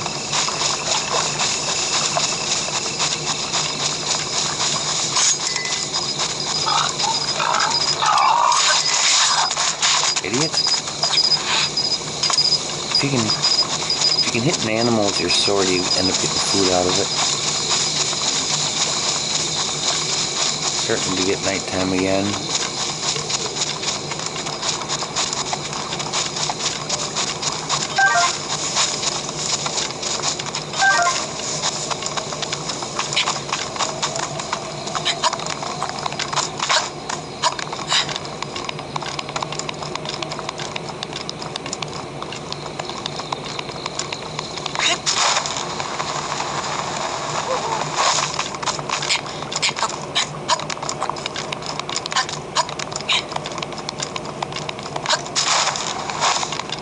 I think I'm gonna go sit by that fire again. All the enemies that I've killed are still dead. They don't respawn until we see a blood moon, which usually happens about every 5 hours. That's real time, not game time. So usually by my third video, we'll see one.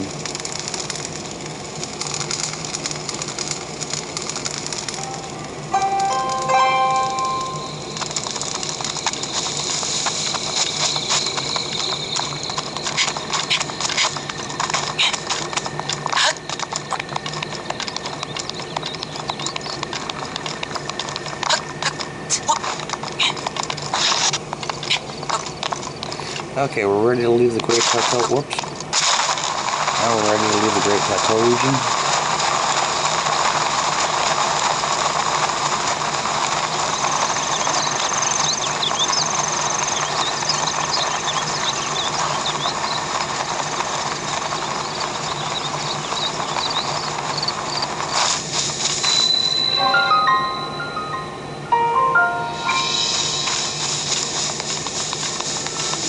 Show you a cool little trick here. Okay, now if you get a Decayed Guardian in water, you can use a Cryona Splash. Flip them over and get even more ancient parts out of them.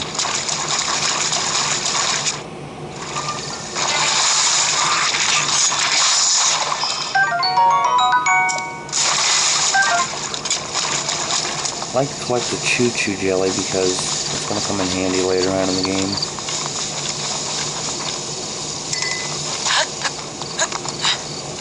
So you can climb short distances in the rain, but it's like a tall wall. You're not going to get very far. Kind of demonstrate a little bit here. So you slide back down.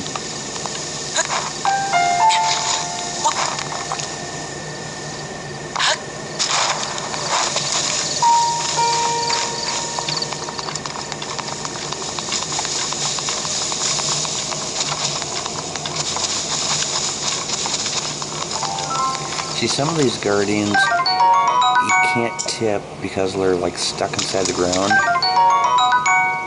This one you can.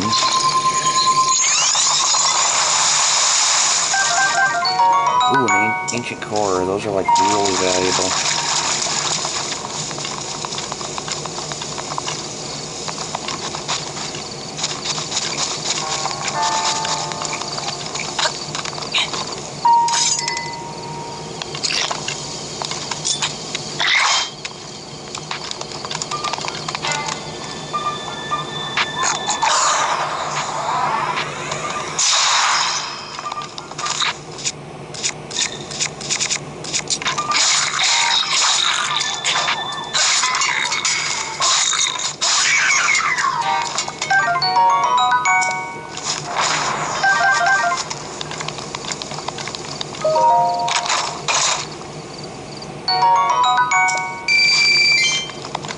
My first rupees.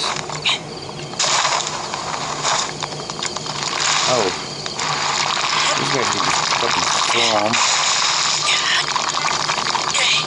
You usually get rocks of some sort out of them.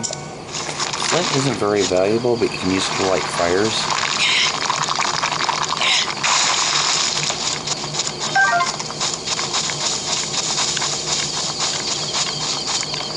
Our first shrine outside the Great Plateau region will be just around this corner. Oh, there's a moblin.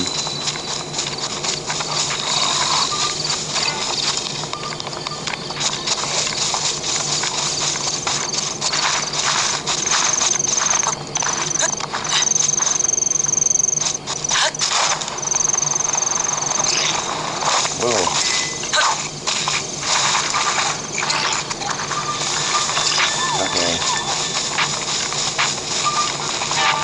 I mean, fight me like a man, one at a time.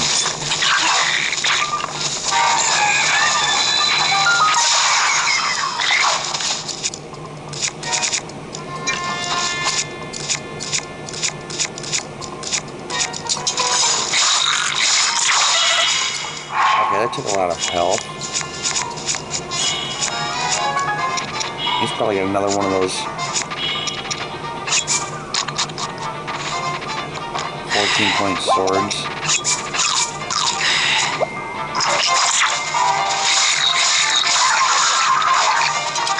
Okay, he was like way far away from me.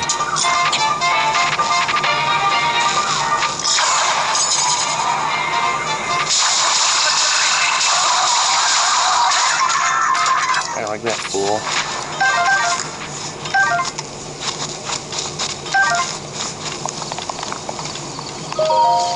So you don't necessarily have to beat a shrine to register the travel gate to your map. Once you activate it like that, it is right there now. I can travel to the shrine anytime. A couple other things I forgot to mention. One is, if you look at these, like you highlight a shrine, you see the treasure chest next to it. That means you've gotten every treasure chest in that shrine. You see, like this one doesn't have a treasure chest. That's because I skipped that treasure because it had that spear that I didn't need. And I thought there was something else I was going to mention, but I can't remember.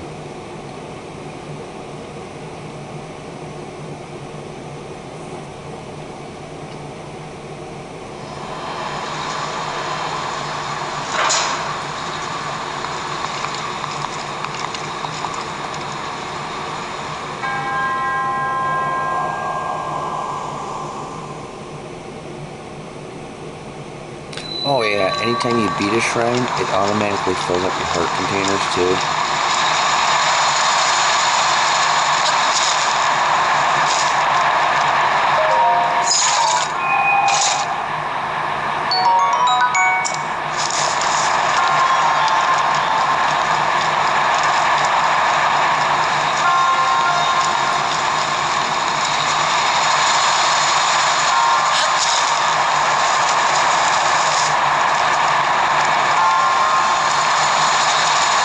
you turn at the perfect timing, right when you hit the corner of this turn,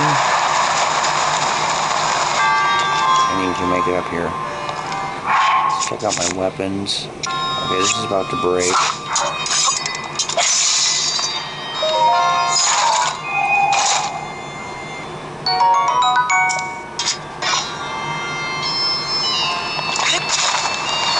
Okay, now the difference between the claymores and the broadswords, the claymores are two-handed swords.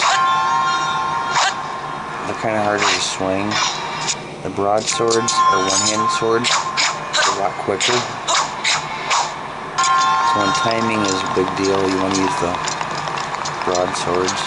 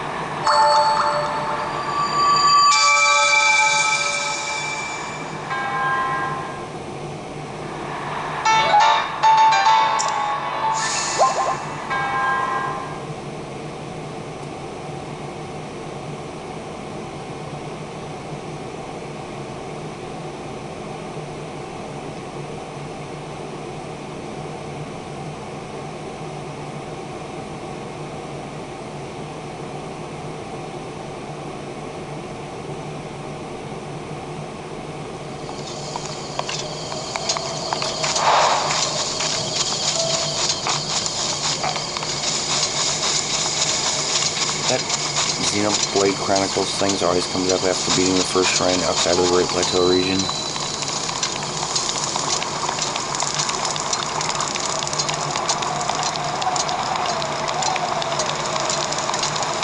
Okay, so we're doing as the king suggested. We're heading to Kakariko Village.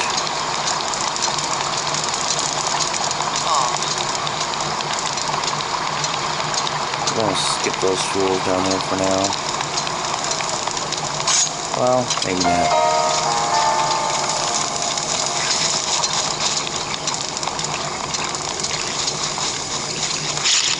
Yep.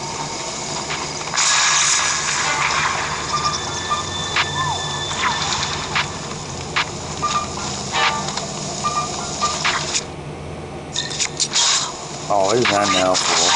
Seriously? You picked me out right out of the air, huh?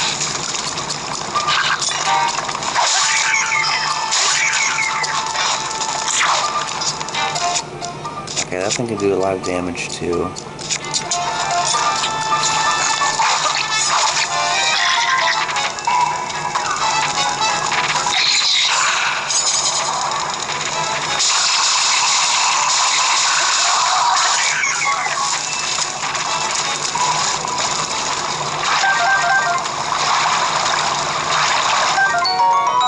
Ooh, a spiked vocal shield.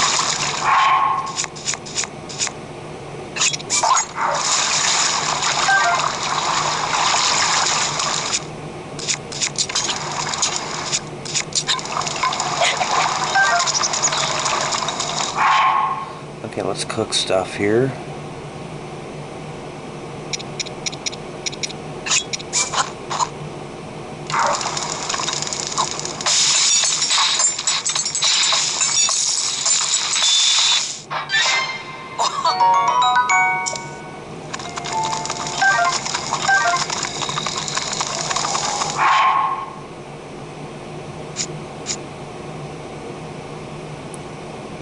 See, these bokoblin guts you want to get early in the game, and I'm surprised I got so many of them already, because in the next video I'm going to be getting my soldier's armor, and I'm going to be unlocking one of the great fairy fountains, which you can use to upgrade. You go to the fairy fountain, you give her certain materials, and she'll upgrade your clothing and armor for you. And some of the things you're going to need are choo-choo jelly, and bokoblin guts, which I am getting quite a bit of both of early on in the game, which is pretty cool.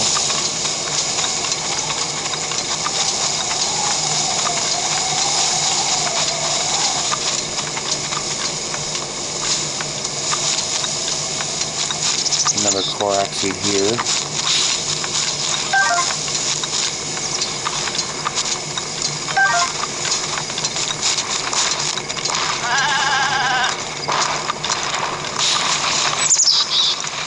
That would have been kind of funny if that goat would have been right in the way of that rock.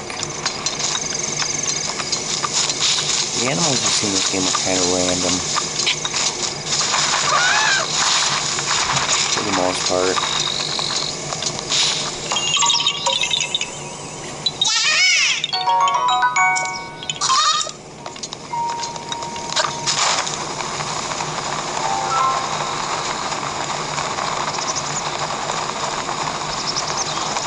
There's a lot of enemy camps along this river, but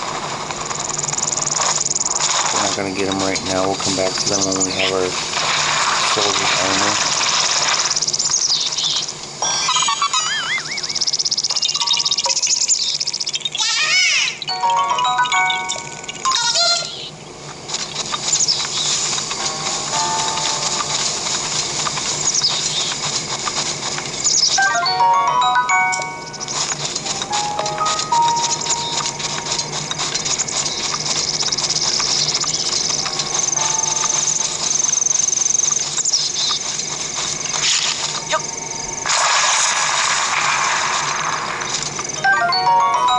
Care much for silent shrooms. Those you cook those up if you want stealth, but I really don't use stealth too much in this game. Okay, anytime you see these like crystallized ore deposits, you break them with like a sledgehammer,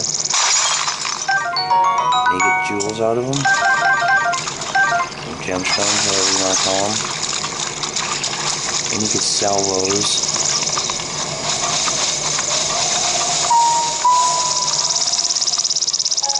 Anytime you get topazes, rubies, or sapphires, you can get like 200 rupees out of them. While the topazes are like 185 or 180 rupees. The rubies are 210, I think. And the sapphire, I believe, is 260. The best gemstone you can get is a diamond.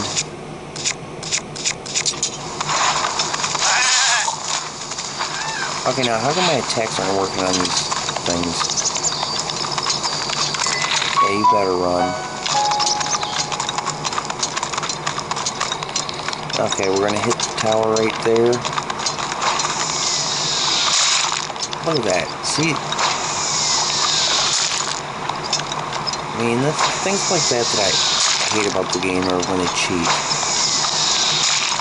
I mean, what are the odds that he can pick me off, shoot it over a rock where he can't see me, and still hit me? I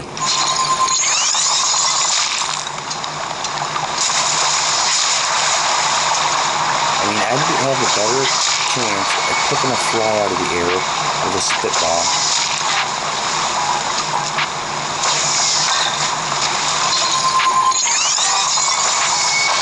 I mean, look at that, it's like perfect shots every time.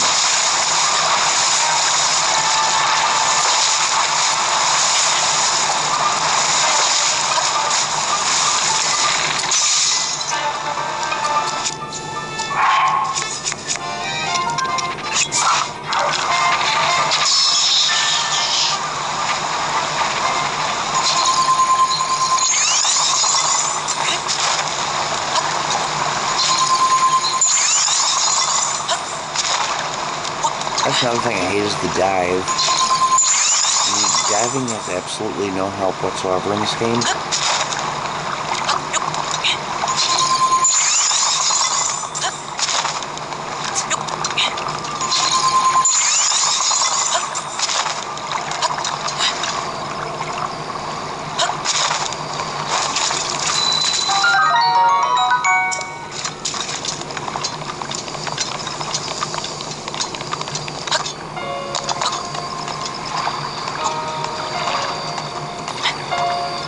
So we'll climb this Dueling Peaks tower here, and we should be good.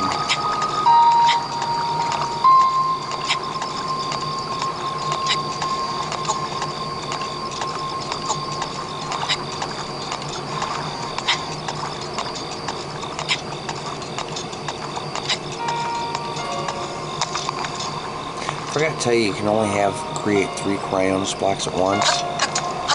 If if you've already got 3 and you create a 4th one, the first one will crumble.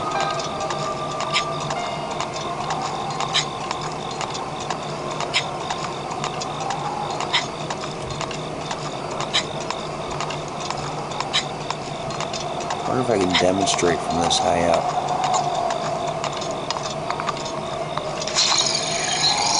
Nope.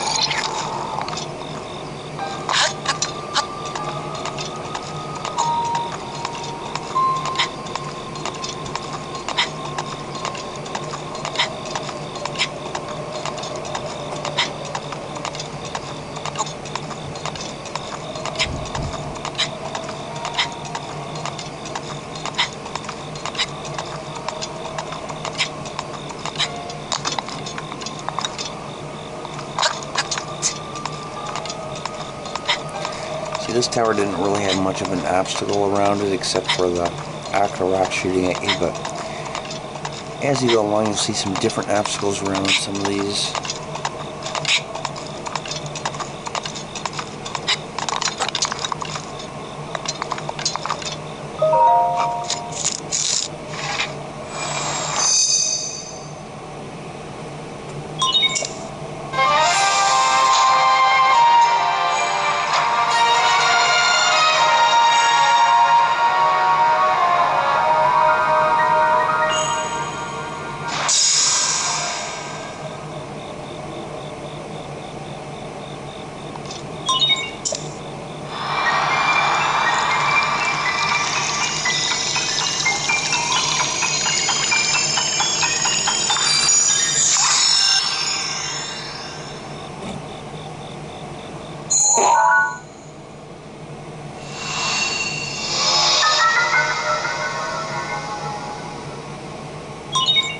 There's the Great Plateau region.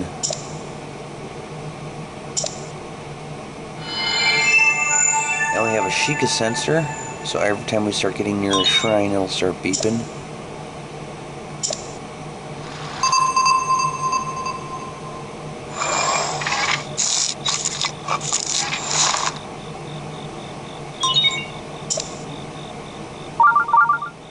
That's what it'll sound like. Early in the game we'll hear it quite often because there's a lot of shrines yet to get.